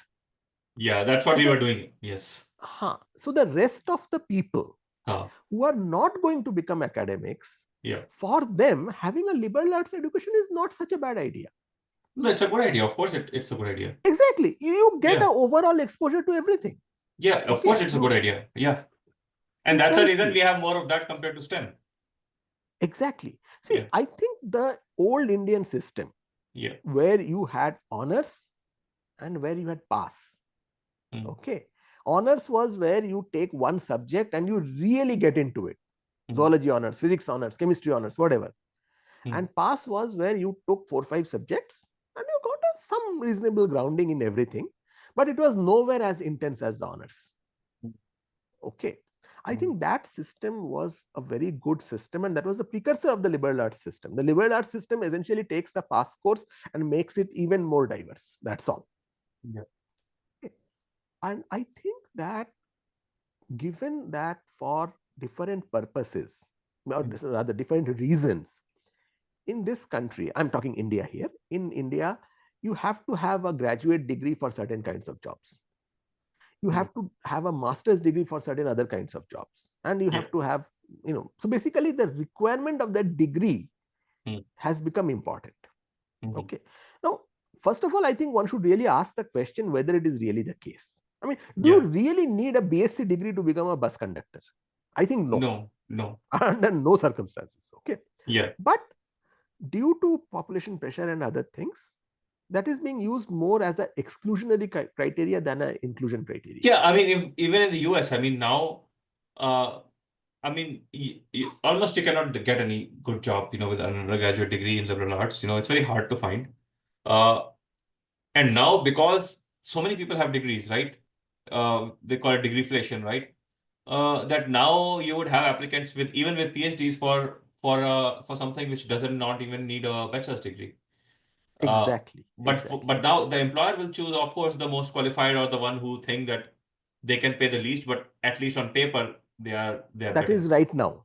I think one thing that will happen is this entire micro credentialing business. Yeah, I think this is going to become bigger. yeah. Okay. Mhm. And people will ask that, okay, I need these 5 skills. Do you have these skills or not?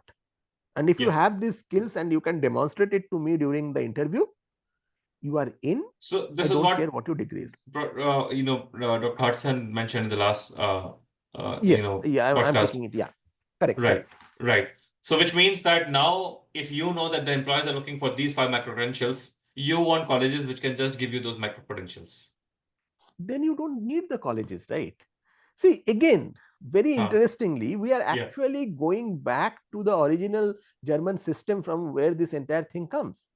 The Mhm. Germans had this, They bifurcation, knew that, vocational yes, yes. Very education. few used to go to college and most you go to vocation. Exactly, you get your vocation. Now, what is a vocation? A vocation is a micro credential. And the funny thing is that when industries come back to the US, okay, certain sectors, you will start seeing the same thing. If you know how to operate the machine or if you have worked in some industry Yes, before, you are yes, more yes. eligible for that position than They are somebody more went to desirable than yeah, than a absolutely, person with a college absolutely. degree, right?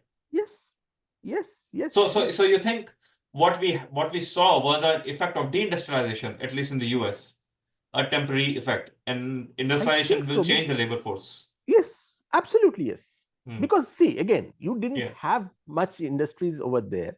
yeah, So people who had those skills basically had no chance. I mean, they yeah, didn't have too much of job options. yeah. That is why everybody went towards college College. education. Yeah, Now, courtesy AI, that part of the economy, it looks like it will slow down a bit. yeah. And at the same time, your new So so president so is so trying to now create jobs. So swings. so it's like a double whammy for academics then. Because now you have people going directly for jobs. They don't need college degree if they're going to manufacturing, as well as you don't need that many because you have AI. So you So a yeah, lot of restructuring of academia, at least in the US system, I think is on the cards. okay, Okay. I yeah, think, and not only US, I think for yeah. any society, Any society, yeah. we need to have a clear look at how many PhDs we really need. Mm. Okay, really need, Yeah. as opposed to these very stupid Well, claims. Oh my God, we need 30,000 PhDs by the year 2027. yeah, because Why did the number? they're competing, right? China produces these many PhDs, India these many, Taiwan these many, America these many, China has a all these different numbers. reality. US Yeah, has a different reality. We have a different reality. yeah. Okay, so that is why one needs to ask, ki, bhai, in my country, how many do I need roughly? But How that many you can I cannot afford? ask. But that you cannot ask academics. So, for instance, No, no, no no, no. matter what, See, again, these are, see, yeah, end of the day, the decision lies with the person who is making the payment. yeah, Okay, yeah, academics are not generating their own salary. exactly. But the kind of entitlement academics have, right? The everyone has the justification of their own work. So, for instance, right now we have some reduction in NIH funding for certain areas, but there's a cry all over the place that the academic is dead and the future is dead and the country will not succeed in science and all this thing, right? But Yes, and again, I totally agree with it from, along one way of looking. yeah, but at the same time, there's a lot of vested interest for those people who already have funding to keep getting funding to keep growing the lab, right? To shout. See, But as in a any society system, might have a different agenda. And once we huh, depend on the but the taxpayers' money, point we is, have to respect what society has decided. correct, but what is the society's agenda? The society's agenda of all things cannot be a secret, right? Yeah, of course. Huh, so let the society's agenda be clearly spelled out, that Mm-hmm. this is what we are trying to do. Yeah, And once the society's agenda is clearly spelled out, yeah, then the individuals, right. they will not shout, or Yeah. if they shout, nobody will listen to them. Notice it's already happening. I mean, I can say that, oh, we need this much of work in basic science to be able to have like a human civilization flourish. I mean, human civilization was flourishing even before your department existed, you know what I mean? Human civilization existed, whether it is flourishing or not, that we have to see. Yeah, of course, of Huh. course. But what Okay, I'm but trying the to say, Yeah. Problem that is happening is that the lot Yeah. of this social agenda Mhm. is either not spelled out, Yeah. or if it is spelled out, it is what is spelled out is anti to what is happening on the ground, and that is where the shouting is happening. If you Okay. are trying to say that we want our country to become a top scientific force in the next 10, 20 years, Yeah. then the policies have to be congruent with that. Yeah, but sir, what people don't realize is that yes, you need more funding, but the thing is that we have a very inefficient funding system in general, and See, we need to it make is, it efficient before you increase the funding. see, that's what I'm trying to tell you. Yeah. You not only need more funding is just one aspect. See, Yeah. this is the thing that really bothers me. Uh, Everywhere yeah. it is, shown as if more funding and that's it, nothing Yeah, else is needed. exactly. That's what I'm saying. Yeah, more funding is not a No, it solution. doesn't work that way. It's Yeah. a, it's a complex problem and it requires a total solution. Yes. Again, Yes. going back to IPL, Yeah. okay, Yeah. just because a lot of advertising revenue came in, that Mm. was not the reason for which cricket flourishes in India. Mm-hmm. It is because along with that money, Yeah. an entire system was created, an entire ecosystem was created, Yeah. where people from many different walks of life, you know, for the first time saw that yes, Mm-hmm. cricket is something in which we can invest. Yeah. Okay, the same thing has to happen in terms of science. You put in, $10 million in science, Yeah. but at the same time the society sees that, hey, if I do a PhD, I have a 0.0001% chance of getting an academic job. Yeah. Right. Right. Why will people take that? So in that case, scientists should also be more part of the society than they are. I mean, what is telling you that scientists are not part of the society? Mm.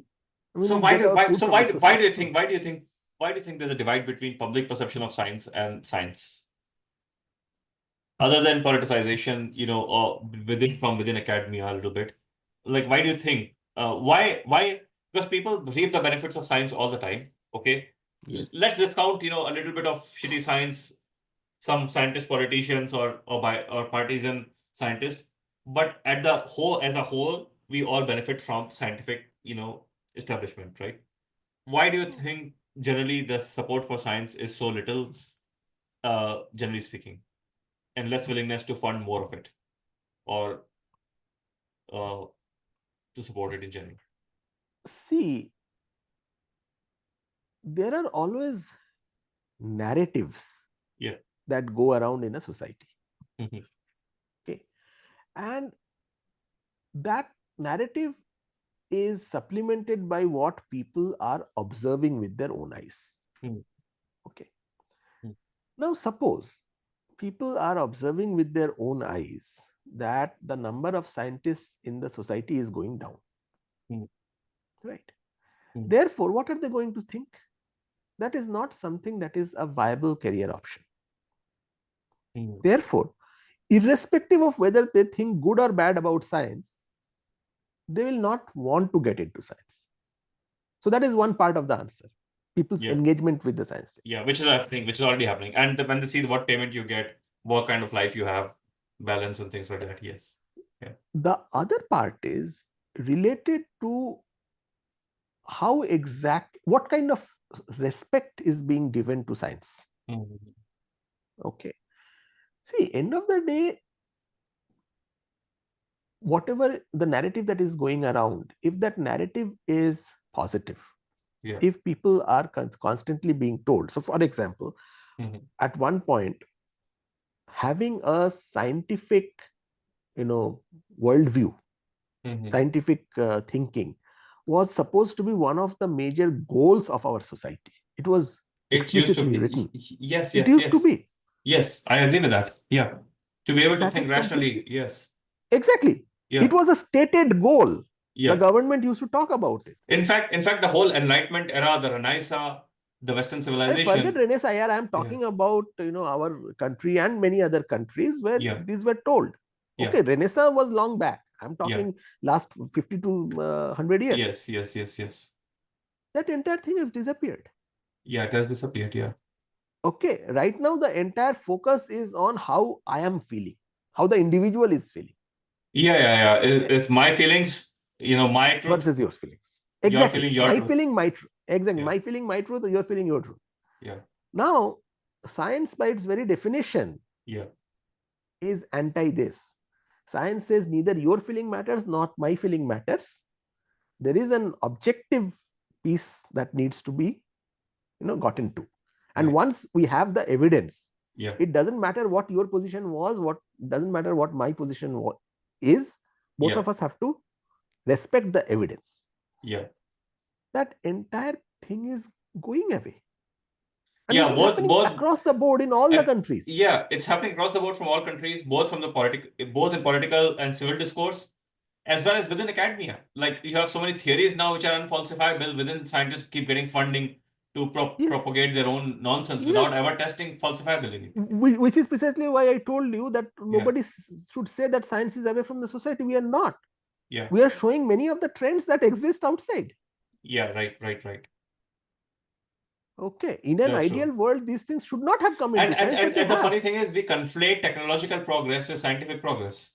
Yes, Right? So just because absolutely, yes. we have some electric cars, or like we have been sending, more something to space, we think that the society is becoming more rational, more advanced, and more scientific.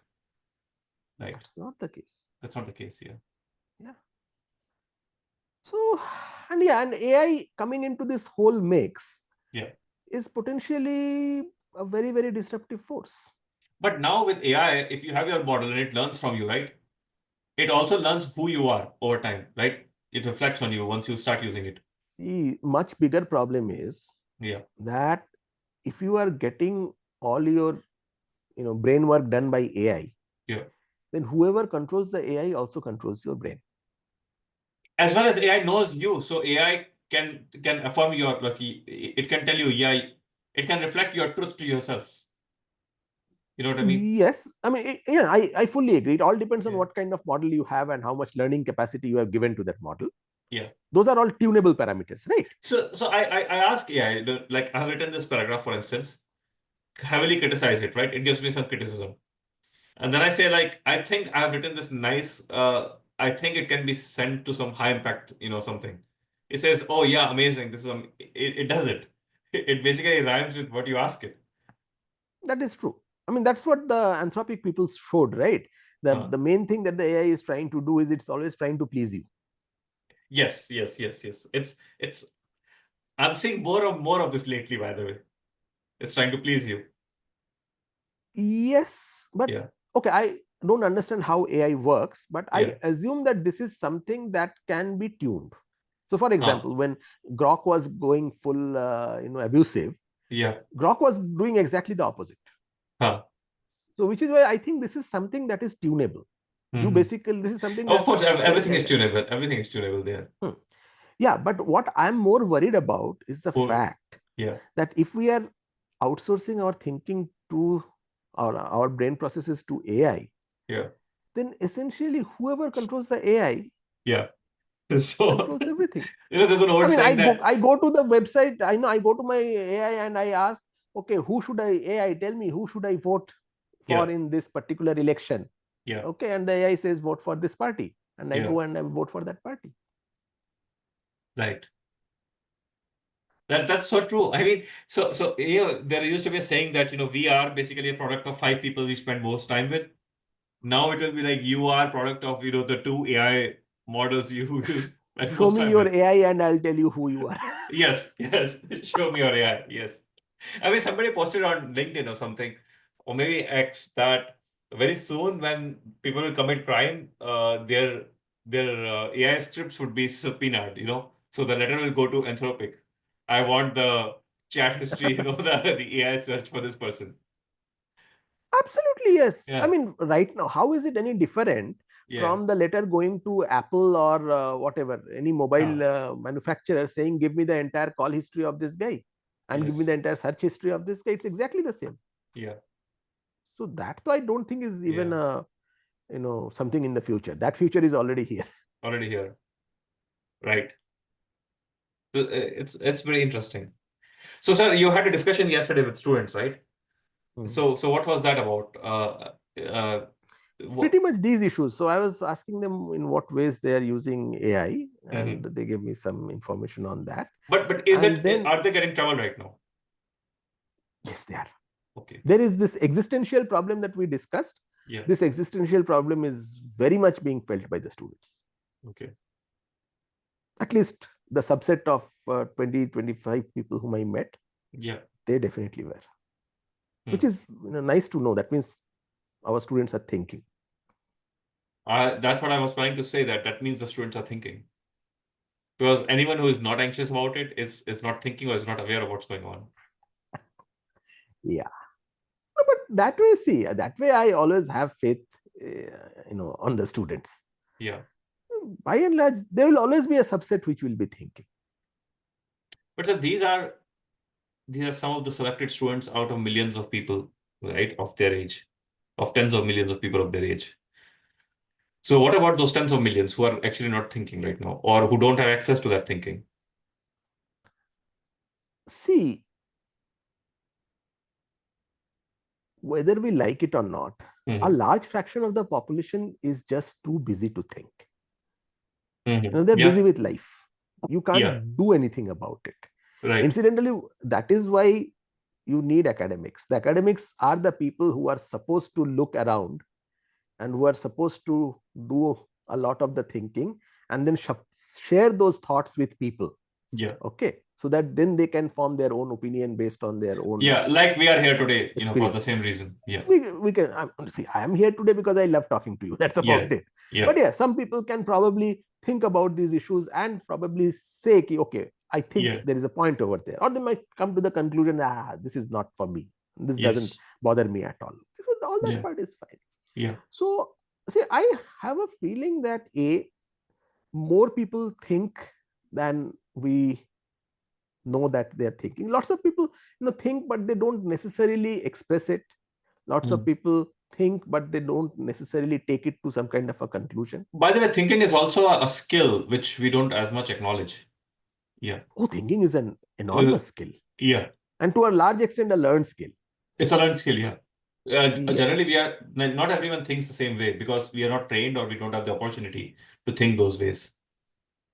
Yeah. Yes, and that's where disciplinary training becomes important, right? Because the disciplinary training is also, training you to think in a particular way. And that's why cross-disciplinary thinking is so difficult. Yes. Because when you get in touch with somebody who thinks differently, you I experienced that. that. So, for instance, because I was trained in evolutionary biology in the beginning, right, with you, Deepak sir, and other people, right, Meva sir. So now, for me, I think in Dobzhansky's, way that everything makes sense in the light of evolution, right? So when I'm doing biomechanics, physiology, or even like data analysis, for physiological data, I'm thinking more from the evolutionary standpoint. That's not the case with biomechanics. When an engineer comes becoming a biomechanist, they think in terms of like an engineer. They think like an engineer. So for them, an elbow moves a little 1 degree less. That's a big thing. And for me, it's like in the context of the whole body, how does it matter, right? Or in the context of a disease or right? Yeah. I mean, those are much longer time scale questions, but I don't go to that extent. But I have more propensity to put it or see it as a context. Again, in the light of Tinbergen's 4 questions, both proximate, both mechanistic and developmental, from an evolutionary as well as from a proximate, standpoint. So then suddenly you are interpreting the same findings in very different ways and putting in a broader context, right? Yes. It's a way of thinking. Yes. Right? Yes, and my whole problem with AI is that AI will stop this training. Once you become dependent on AI, you stop these various ways of thinking, or rather you outsource it to AI. And after some point, if you have lost that skill, then it's over. Yeah, it's also a generational, generational skill. Generational kind of, it transmits through pedagogy and through yes, right through. You need a continuum. What higher education is all about. Higher education is all about learning how to think. Yeah. Okay, at least that's how we would like to define it. It's not about getting the information. Google took care of that long back. So if you think it from that standpoint, throughout history, at least, written history, we had these gurukuls, we had these schools, we had, even in Roman civilization, they used to take some kids and, train them separately, compared to other kids. So there was a parallel maintenance of this tradition. Just like, we have this kombucha brewing, like the main kombucha brewing or the main, dahi or something, or a cell line in the lab from which you can take the cells whenever you are needed, right? But you want to have that continuity in the thought process or in the evolution or in the culture. You can call it culture, Yeah, across the board. Human culture yeah, versus, that cell the culture. academic tradition. The tradition, right? So tradition was basically a reservoir of thinking where you can always Yes, draw upon, okay, yes, or put in resources, and you always used to immunize it from whatever happened. So if you look at World War II, World War One, the academics were shielded. Okay, they were brought to the US or places like that because they had the know-how, they had the knowledge, and they were like hot commodities, right? Uh, because we knew that we can tap them. They were reservoirs for different things, right? Uh, and we underestimate, how much that contributed towards, success of the US, success of, other countries after World War and things like that. That know-how. yes, yes. I mean, Uh, the economic boom and the technological boom in the US post World War yeah. has a lot to do with all those people who Yeah, emigrated. You are absolutely right including about the that. Manhattan projects, right? Was Oh yeah, basically yeah. a lot of people, from Austria and Germany and Switzerland. Niels Bohr. Niels Bohr. So now, uh, so now, and now we are talking about an existential crisis of that particular, you know, reservoir, basically, right? And that reservoir needs a threshold amount of funding as well as a threshold amount of people. You cannot have a three-person institute to function. You need to have like critical mass. Yes, but the whole argument is that the Yeah. reservoir is to be replaced by the AI. Yes. That is the problem. Yeah. Now, see, okay, let me put it this way. Oh. It is very obvious that if you replace the reservoir by the AI, Mhm. then it is going to be cheaper. Yeah. Okay. Mhm. So if that be the case, one really needs to ask the question that if you are doing this replacement, what, if anything, you are losing out on? Mhm. And if we are not able to give a good answer to this question, that what is it that we are losing out by Mhm. going from a human tradition to a AI, Mhm. then essentially the game is lost. Right. Because then the forces of economics tells Will take you over. that Yes. you don't need the system. But we cannot say that, like, we cannot have a white paper for it. It has to be demonstrable, right? Yeah, but the point is that until and unless you at least have, okay, here White are paper, yeah. 10 potential Yeah, things. yeah, yeah. Okay. Right. So, for example, that's exactly where our discussion ended last night. Hmm. Okay. We first need to come up with a list that here are 10 different ways Yeah. in which going from human to AI will cause a loss. Yeah. Then for each one of them, we have to demonstrate it. Yes.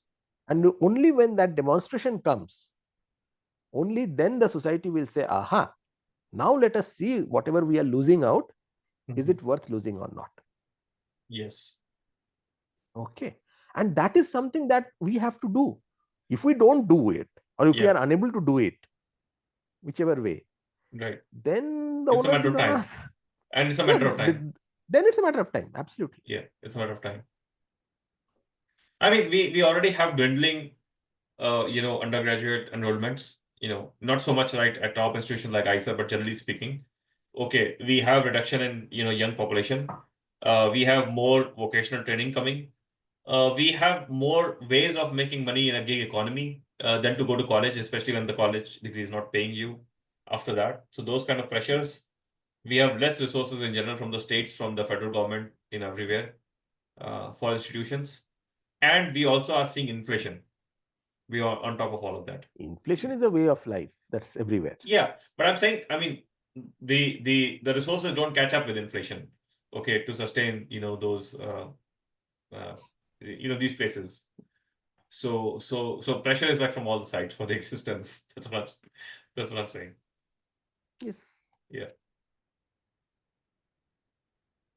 Right. Okay.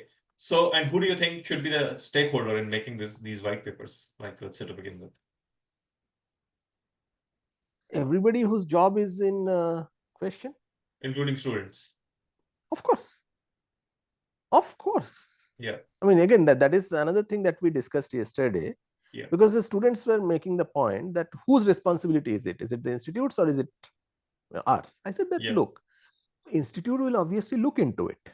The institute will examine it. Yeah. But the institute, being an institute, cannot really come up with an overnight decision. Yeah. The institute has to think, the institute has to argue, the institute has to consult, and then it comes up with the white paper. Then the white paper itself needs to be considered properly, etc. So whatever happens, there has to be, it will take time. And also, whatever the institute does, the institute is going to do it at the level of the entire group, which Right. means it has to take the interests of various parties into account and come up with something which is like somewhere in the middle. Yes. Whereas what we are talking about are issues at your personal level. And different people might end up having different goals in life. So for example, there was one person who said that, what if I want to become a ascetic? What if I just renounce everything, and what if I just become a sadhu and go into the Himalayas? How does this affect me?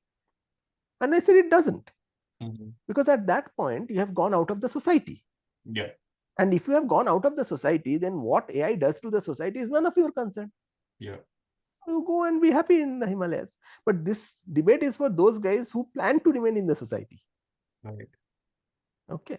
So there has to be a lot of individual questions asked. There has to be a lot of individual answers that one needs to get to.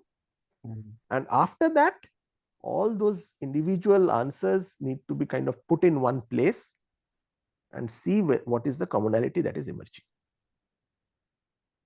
Right. So, yeah. So basically, one thing that I seriously proposed is that there has to be lots of discussions.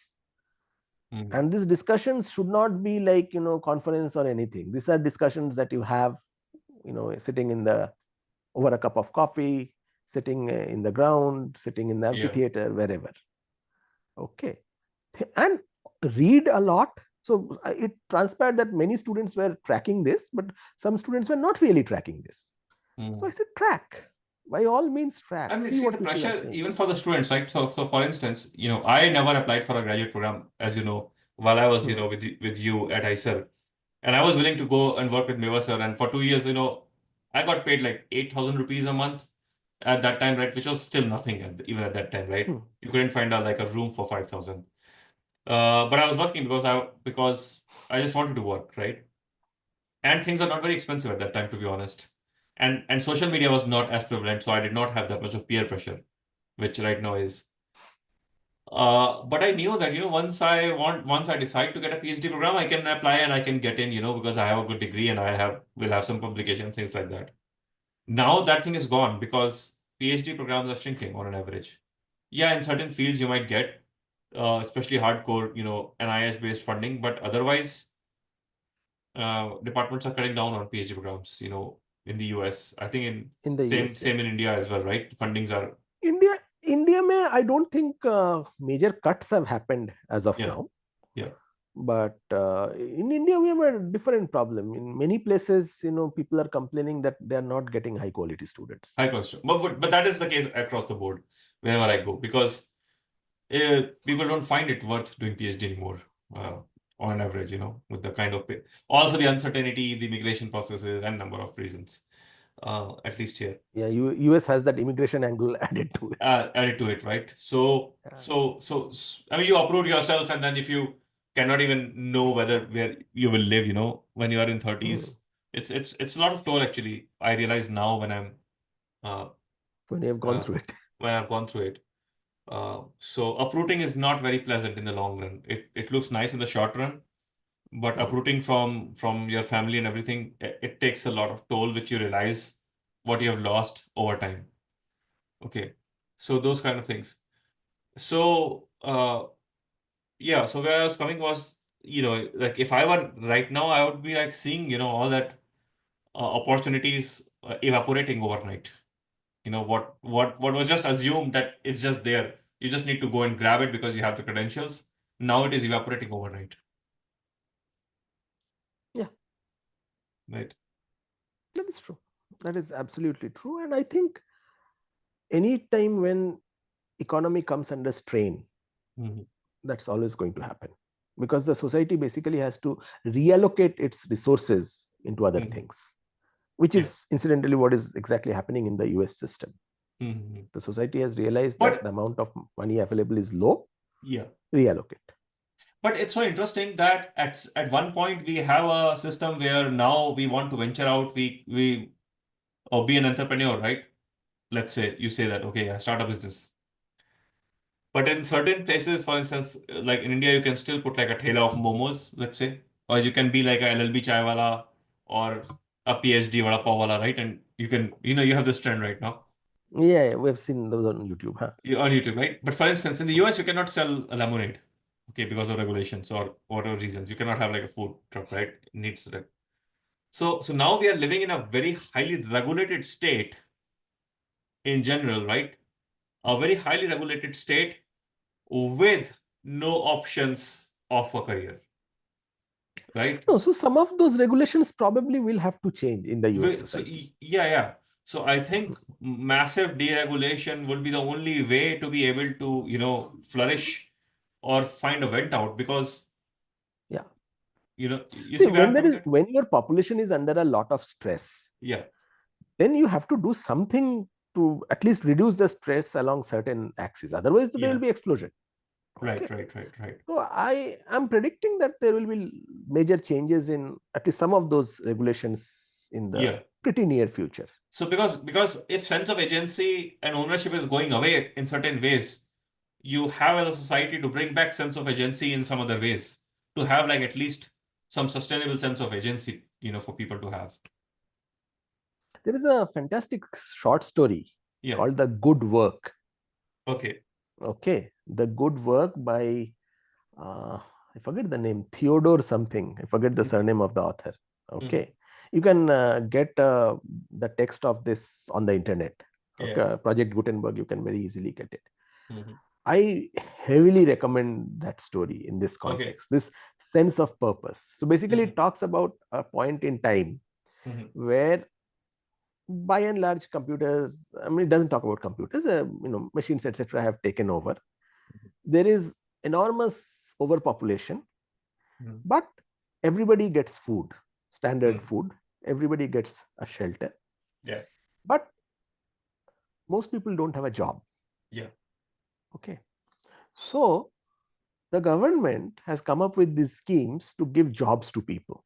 Mhm. So the queues in front of these are so long that you have to stand in those queues for about 2 weeks in order to get there. Mhm. So the protagonist goes and gets the job. Okay. And he is given a job of tightening the nuts in his building. Okay. Mhm. And they tell him that, look, this is a very, very important job, because, if Mhm. those The nuts building are will not tight, crash. The exactly, the building. building will crash. So there is only one condition: Yeah. you cannot talk about your job with anybody. If you ever talk about your job with anybody, you will be simply thrown out. Yeah. Okay, Terminated. Yes. terminated. So this Mhm. guy takes his job, And you and can come out he only in the evening to do your job, no, probably. no. So Okay. there is different. Yeah. So this guy takes his job and he is extremely happy about it, and very soon he becomes very good at doing that job, because the nuts are all over the place. So you have to Yeah. crawl through very narrow places to get there, Yeah. tighten them, etc., etc. Mhm. And there is happiness in his family, and there's a sense of purpose, etc., etc. And then one day he goes to meet one of his friends who was also under a bit of a stress, and turns out that the friend has also got a job. Mhm. Okay. And he is very happy. And then this guy goes away, and turns out the job of the friend is to loosen the nuts. Yeah. Okay.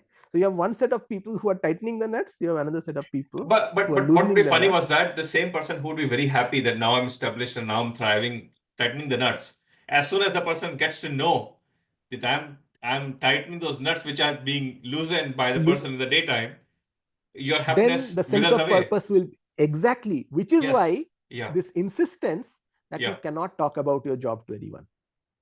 But sir, if you look at David Graeber's book, right, bullshit jobs, in some way we already had that system. We had a system where Yes, we created forms. One set of people create forms, one set of people look at those forms, approve those forms, one set of people sign those forms. yes, And we and already had those people who had the sense of purpose by doing things which did not contribute towards any productivity. correct. But the Yeah, point is, most of those guys were delusional. Okay, and yeah, also if you look at it, yeah, most of the kinds of jobs that David Graeber is explicitly mentioning yeah, as being bullshit jobs, yeah, those jobs are also the ones where there was a lot of burnout and lot of purposelessness and so yeah, on and yeah, so forth. yeah. And all said and done, those jobs were not the majority jobs. Right. Because who does David Graeber point out? People Yeah, who are like top management or middle yeah, yeah. management. Right. That is true. That is true. Okay, those jobs were not too many. Those were white Yeah, collar jobs, good yeah, paying jobs, yeah. Right. but exactly the kind of jobs that leads people to retire after the age of 40 and then spend the rest of their time doing Yeah, God knows what. right. Okay. So this purposelessness, I think, is a big issue, and Mhm. one needs to be very much aware of it. Otherwise, But don't you think we are already American Psychology Association has already invented a lot of stuff for that, Psychiatry Association. I mean, we have, for not instance, so okay, they have invented a lot of categories and they have given lots of drugs, no, etc. But we is have it a lot of working? drugs now. Is I it don't working? know. I don't think it's That's the whole working. I point. don't think, yeah. Exactly the point. I don't think the society thinks that it is working. So okay, so UBI, okay, UBI. So whenever we tout about these things, and in fact we had a presidential candidate in the US last time, in favor of UBI. Uh, Sorry, so what is UPI? UBI, so basic income. So Oh, universal basic income. this whole talk about Yeah. universal basic income, which I don't believe in, Oh, and the people, some people did an experiment, it didn't work out, or there's no evidence that it works. As well as there are economists who argue that it will lead to massive inflation, and there are counter arguments to that. But do you think that kind of as you mentioned, right? Like government gives you food because food would be very cheap, automated, and you'll get some groceries and you'll get some cleaning agents, for your restrooms, and you'll get like a small apartment, like a pre-manufactured or something. oh. Uh, let's say that the system becomes so productive that this much you are entitled from the state or from the society, let's say, especially given that population is shrinking across the world now. Maybe there's a will to do that. Do you think that will help at all? Or because that doesn't give agency, right? That just solves the That, existential problem. yeah, yeah. See, that will help in terms of the people who are absolutely at the bottom, Yeah. for whom mental health issues are probably a luxury kind of a disease. Mm-hmm. Okay, for them this will definitely be helpful. Yeah. But the whole idea over here is not that they become stagnant at this. The whole idea is, see, in order to function, you Yeah. need a basic minimum just to function. Forget about being Yeah. mentally good. Yeah. So UBI is supposed to take care of only that part, so Right. that your body and soul are together. Mm-hmm. What happens to the mind comes after that. So, sir, in that case, I think our arguments are coming from a very physicalist, materialist, standpoint. Because I if call it we, pragmatic. yeah, but then we can compare across cultures that cultures do not, the violence doesn't scale with, for instance, affluence. We have societies which are very less material, they don't have much material, but they still have less crime. Or, for instance, they find purpose in just finding food because finding food itself is so difficult, right? So in reality, purpose has not to do with as much material possessions as we think. Purpose is something along different, is a very different dimension, right? Which, But that is true, right? I mean, uh, there is, to the best of my understanding, there is little correlation between purpose and how much material possession you have. You have yeah, that famous story, na? A guy is just sitting, a fisherman is yeah, sitting on a beach and just sleeping and resting. And the guy comes and says, why are you doing this? Why don't you go out and, catch more fish and buy a bigger net and buy a bigger boat and whatever, increase your productivity, do this, do that. And then the guy says, what will happen after I do that? And he says, why you will sit and rest? And the guy says, what am I doing now? Yeah. I'm sitting and resting. Right. Okay. So purpose is independent of your material positions. Mm. That is very clear. Yeah. So yeah, I don't see any So, problem so, along so, that so, axis. yeah, yeah. So that's why I'm saying just giving a shelter or food will not bring purpose. I mean, those are No, not it will not. solution. That's what I'm saying. I told, no, that's precisely what I told you, right? That is Yeah. not a solution to the purpose Yeah. problem at all.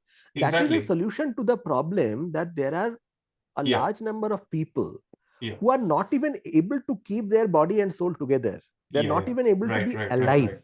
Right. Right. It just solves that Right, problem. right. So excess Once, production and affluence is not going to solve this problem. That we will have robots doing this thing. It's a very human existence problem. It's not a material yes, problem. it's not a material problem at all. Yeah. So it has It's to be existential casted. problem. It has to be, I think, recasted. I think we haven't been Yeah, I casting mean, it properly. Yeah. oh, okay. I I'm, thought I'm I saying as a society, as a no. society, as a Yeah, society. yeah, yeah, yeah, yeah, yeah. Absolutely. See, that is Right? the whole problem. Yeah. Because right now the people who are thinking about it are coming from the profit point of view. Yeah. Okay. Therefore, they will not never ever touch this question. Right. This question has to be touched only by those people whose mental health are in danger, I which mean, basically see, means the members of the society. it's so funny, right? As humans, we become friends with weird people. We date, like men and women are willing to die for a breakup. Okay. They're willing to marry somebody for the shape of a nose. Okay. Okay. I mean, we make irrational decisions. We have kids, which are the most expensive things to have, right, in life, both in terms of time, effort, and bodily resources. For women, even more investment. Uh, so as humans, we do a lot of things which are not profit, in that sense, like very short-term profit driven. They are driven more like purpose driven, most of them. Which are not economically profitable, but emotionally Yeah, profitable. emotional profitable. Yeah, exactly, exactly.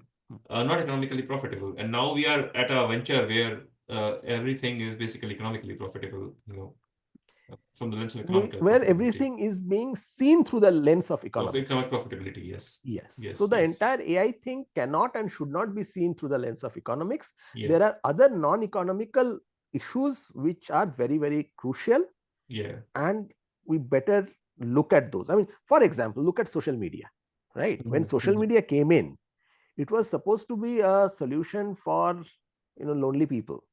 You Yeah. talk to people from all over the world, you exchange ideas with people from all And over it the made world. people even more lonely. It made people even more lonely. Yeah, Okay.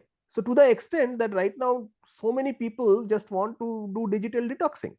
yeah, Okay, that has become a big thing, right? yeah. So when social media came, we had no idea about a system like this, a system which has a reach like that. We didn't even think about the mental health issues, etc., etc. Now we Mhm. have all that information. We know that how big mental health issues can be. Mhm. Therefore, with the benefit of all those hindsights, we should try to predict what this one is going to do. That's the whole Right, point. right, right, right. That makes sense. Else we need to create like some kind of purpose pill. And we need to figure out like where the mechanisms in the brain which make you feel purpose and trigger those one way or the other. Yes, but the problem with all those kind of things is Hmm. that, as with all addiction, we Yeah, know that very soon, if it is coming externally, yeah, then very soon you will need bigger and bigger jolts, right, right, right. which is why that part externally is not sustainable. Yeah, it has to, and it has to have a surprise element. It has to have like a inbuilt exploration element, the play element, and those kind of things. You don't Yes. understand that very well to mimic or something. Technology is not a solution there. Yes. Yes. Right. Okay. So Hmm. then linking this a little bit to the reality of geopolitics or the distribution of economics. Not every country is US, not every country is India, not every country is as big as China or Japan, right? In terms of neither the economy nor in terms of the scale that they can actually carry on multiple things. They can have policies or they can have the infrastructure. Right. And if you don't count EU as a EU, even Europe Hmm. doesn't have a country which has every of those things or, an expertise. So Hmm. people in these countries, at least in some way, are fortunate to have that critical mass where things happen, right? Most of the countries in the world are very small. Okay, very few countries actually have national institutes funding research and things like that, at that scale. It's kind of a privilege. So for those countries which are left behind, right, they neither have the AI systems of their own, nor they might have, neither they have that kind of leadership. So, but because social media is cheap, everyone is living in the same social media space. Everyone exposed to the whole world, right? What would be the reality of those countries? Because the youth everywhere right now is homogeneous. Everyone is connected, right? All you need is like a cheap smartphone to be exposed to the world, right? But the And economic reasonable real, data. Hmm. yeah, with reasonable data. Hmm. But the economic realities are different. The Right. perceptual realities are the same, but economic realities are very different across the board, right? Correct. Uh, which means that the sense of defranchisement is also very different. The sense of agency is also very different.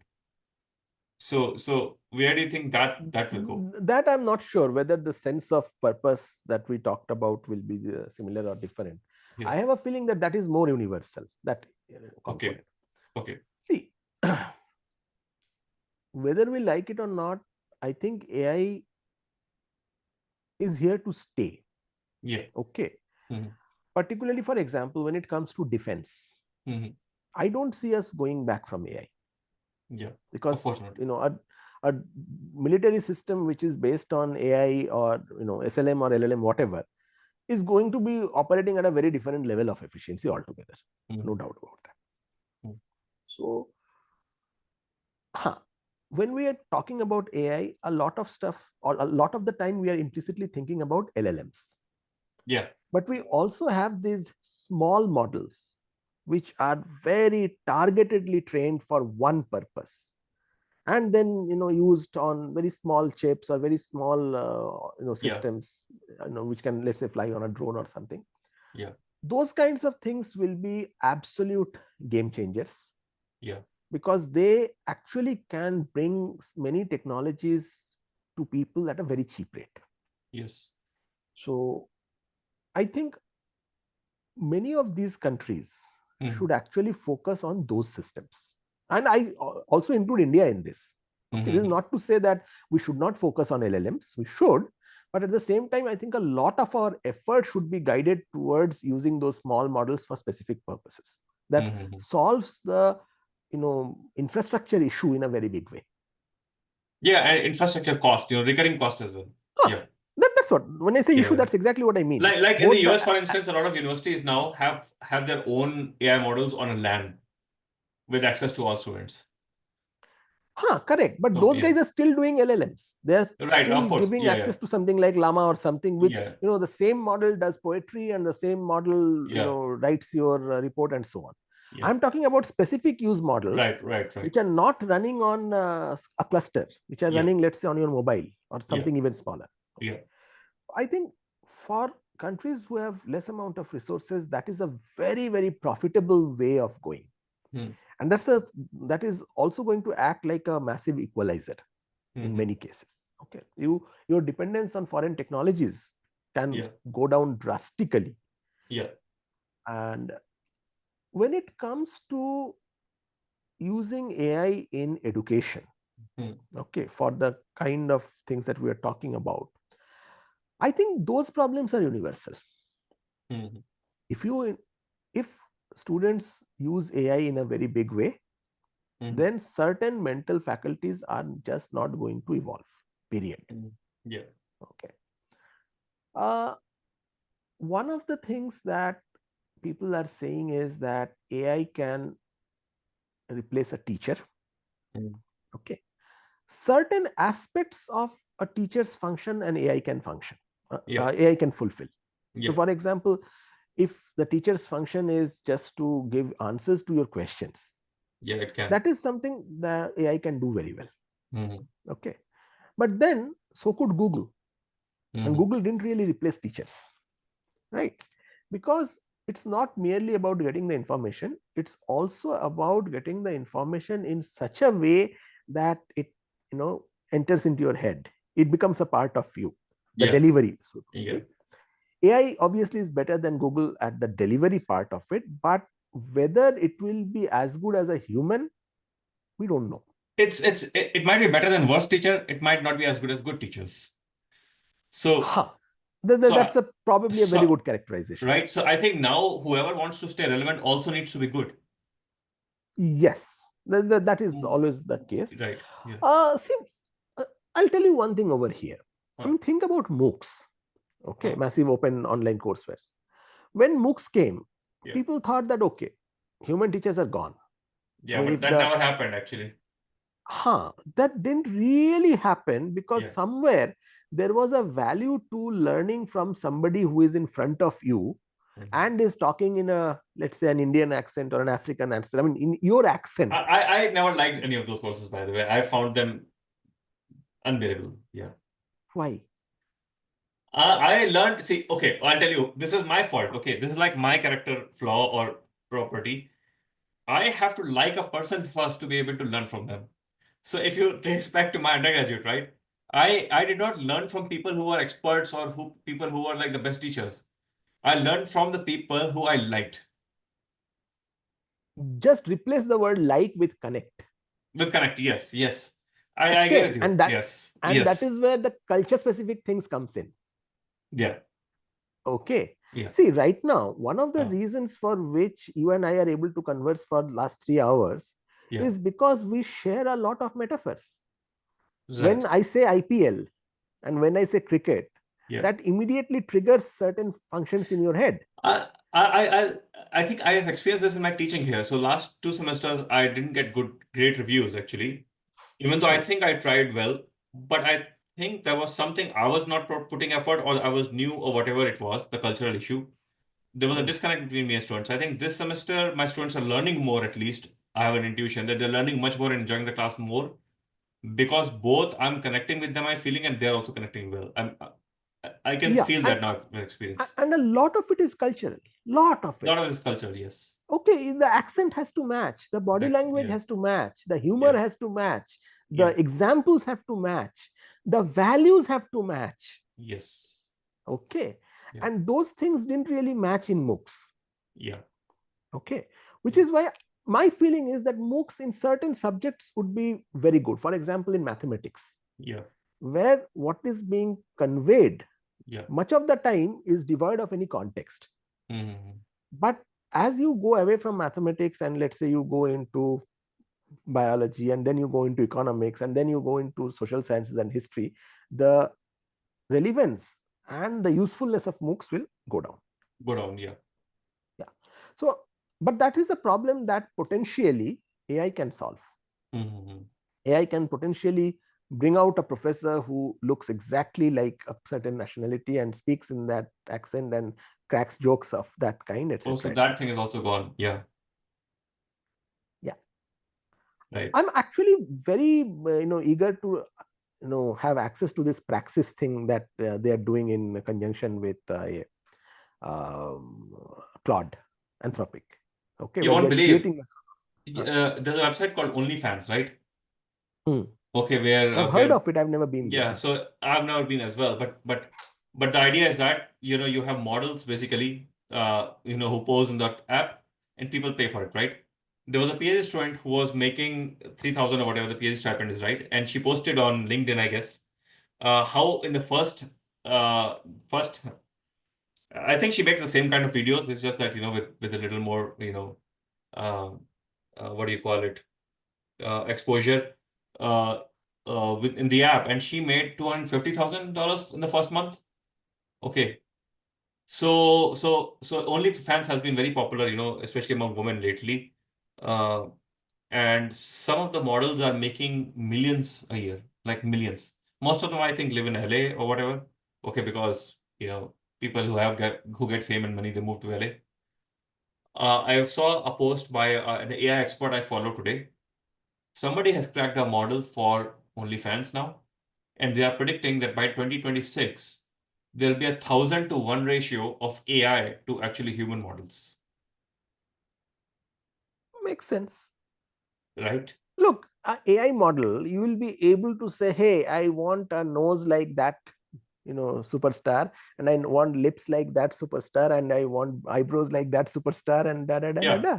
You yeah. can mix and match and customize it to your heart's content.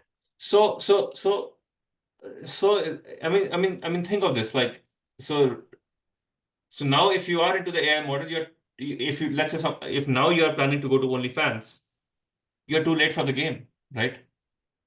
Yeah, there is a first mover advantage. Yeah, First mover advantage, right? So what is happening now in multiple fields like this? We thought that we could make money, or people, depending on their interest, could make money, right? Like putting TikToks, for instance. Now social media is flooded by, bot produced content or AI produced content, right? And now you don't even need to produce that AI content. You can create AI agents which will produce content for you, yes, yes, right? yes. So all those games So are now too late to play. Those yes, options of making money in the gig economy. I mean, this is exactly like the weavers of yesteryears. They could make those nice things which were considered as crafts, Yeah, and now their craft is of little value yeah. except for very wealthy people who will value it precisely because it was made by a human and for no other reason. Right. And unless you know that wealthy people, no matter how Hmm. skilled you are not able to sell it. It cannot get you, Yeah. you can always make it for your passion, right? But you don't get paid for it, Yes, right? For that reason. Yeah. absolutely, yes. And that is exactly what is happening with all artisans, right? Yeah. Yeah. Yeah. Art is almost dead. I mean, most people, when you go to their homes, now they have modern art. Also because it kind of vibes into everything. And modern art is mass produced, generally speaking. Right? Yeah, You don't it's have, cheaper. it's cheaper and you don't have precision art. Yeah. Or fine arts. What? Right. Yeah, I think I will need Yeah. to push Yeah. off now. It's turned out to Yes, be a sir. 3 hour long conversation. Is it? Yeah, it's almost 2.5 hours, right? Yeah. There's No, a lot to three, think. No, I three, think three. we started a little late. Oh, right, right. We started much later. Yeah. Right. So there's so much to think about it, and there's so much to crystallize. I don't think we have framed the problem so far properly. I mean, better, but I don't think we have yet a good blueprint of the problem, right? And the Okay. stakeholders. Yeah. In my mind, Yeah. the problem is as follows. Huh. We need to decide for each line of work Yeah. a few ways in which the continuing with humans will give an edge over continuing with AI. Mhm. So, for example, let's say if you are talking about a teacher, Yeah. what benefit does a human teacher give you, which you cannot get with an AI teacher? Okay. No, I agree with you. But the Huh. problem is that with the economic forces, a lot of people will decide that if I'm getting, let's say, not getting the human element, I'm getting even 80% of that or 70% of that, or 1/10 of the cost, people will be willing to settle for it. It's just good enough. The problem is that we are choosing between good versus good enough. But that is something that is not in our hands. Yeah, of course, that's The not in our person who hands. pays, the person who pays Yeah, always decides whether they want 10% good or 20% good or 100% good. yeah, yeah, yeah. So that there's nothing that can be done about it. Right. Okay. Hmm. So that is problem number one. For Yeah. each area, what are human beings bringing extra, if anything? Okay. Yes, yes, yes. And problem number two is Yeah, independent of the first one. Even if we assume that the human beings are not bringing anything which is extra, yeah. suppose we have mass adoption of AI in all kinds of things, then the purpose problem that I talked about, Mhm. given that purpose problem, what is going to be the effect on the society? Mhm. And if the cost to the society is very high, and Mhm. obviously the cost will be borne by the masses Yeah. in this particular case, then are we willing to pay that much of cost? So for that, obviously, one first has to figure out what the cost is going to be. Yeah. And once one has a good understanding of what the cost is, then comes the second question is, are we ready to pay that cost? Mhm. That's it. Those are the two questions. Uh, Anthropology was never more relevant. Yeah, I'm serious. Anthropology or is it psychology? We had an artificial distinction between the two, to be honest. Uh, Yeah, uh, I fully agree. There has been reasonable y- overlap. you know, uh, uh, Yeah, I think that subject is very relevant right now. I mean, even sociology, those subjects actually did not live up to that probably, to the expectation. But anthropology, sociology, psychology, all of them were highly. I mean, I'm talking about good version of those, uh, with a good deeper understanding of human beings and societies is very relevant right now. I agree. I mean, they Yeah, have always been relevant, but right now they are ultra relevant. the ultra relevant. Yeah, yeah. Yeah. Okay, sir. Okay. It was a great discussion. I would consider this as like more like a brainstorming than Of course, all yeah, discussions are brainstorming, right? What else are they? yeah. No, there's an inherent desire to reach a conclusion, right? Generally For speaking. hard problems like this, Yeah, if we were able to reach a conclusion with just 2.5 hours of chatting, yeah. do you think the problem will be considered hard? Right, right. Also, there's not something where two people will come to a conclusion, right? No, but It's a massive see, undertaking. Yeah, if nothing else, yeah. if the formulation of the question is reasonable, Hmm. or even if it is not reasonable, if the formulation of the question leads to a debate, Yeah, which over time leads to a better formulation of the question, a better yeah, crystallization of the question, that yeah, itself is great, right? yeah. And that's a necessary first step to actually reach any solution. Yes, Yeah. absolutely, yes. Formulating the correct question, because With- as of this moment, I'm not seeing too much being discussed along the lines of what we were talking. So if you have a few minutes, I think let's cover something which we connected on phone, that we have, even in the academic campuses, we have a lot of debates about AI or active involvement, but the people who it will really affect or are part of it are completely different than people who actually are implementing or actually Yes, taking up yes, yes, the yes. In this technology. particular case, I Yeah, think yeah, people have to realize that everybody is going to get affected. yeah. It is not somebody else's fight, it is not somebody else's story. Hmm. Therefore, everybody needs to start thinking on their own. Right. That Yeah. is probably like the And step one. and also, I think institutes should be investing on having everyone access to as much AI as possible as well, because people need to be aware of what is there as well. See, right now, Yeah. courtesy the trade war that is happening between the various companies, Yeah. that access is already there. Already there. Yeah. So the institutes really don't need to do anything extra as of this moment. As of this moment. Yeah. Yeah. So Yeah. just enjoy while that lasts. Right. I myself have, I've never put any foundation of AI use for any of the, classes or anything. Yeah. Yes, but the point is again, as I said, means or end. Means or end. Yeah. If you are talking about the end, sure, No, but there is no sense. in my exams and classes, I'm always focusing on the means. I don't even grade for the end. But So, if you are focusing on means and if yeah. you are trying to make students thinkers, Yeah. then letting them access AI may not necessarily be the best way. No, but the thing is, the kind of assignments I give or the kind of questions I ask in the exams, AI won't help them because they have to come to the lab to do things. They have to use their own brain. I grade on those Then things. you are explicitly incorporating a physical component to it. Yeah, yeah, yeah. And That or is at not, least the classes where I can. but that is not I possible in a lot of cases, right? A lot of What is cases, your yeah. class size? Uh, oh, pretty lucky this time 15. 15. My class size is close to 300. Oh, okay. So you're taking a general evolution course. Yes. I Okay, mean, sorry. when I Yeah. take the basic one, it is about 300. When I take a non-basic one, that is more like 70, 80. Okay. So even in the advanced one, I can't do anything. Yeah, yeah. Okay, I give it to you. Right. Yeah.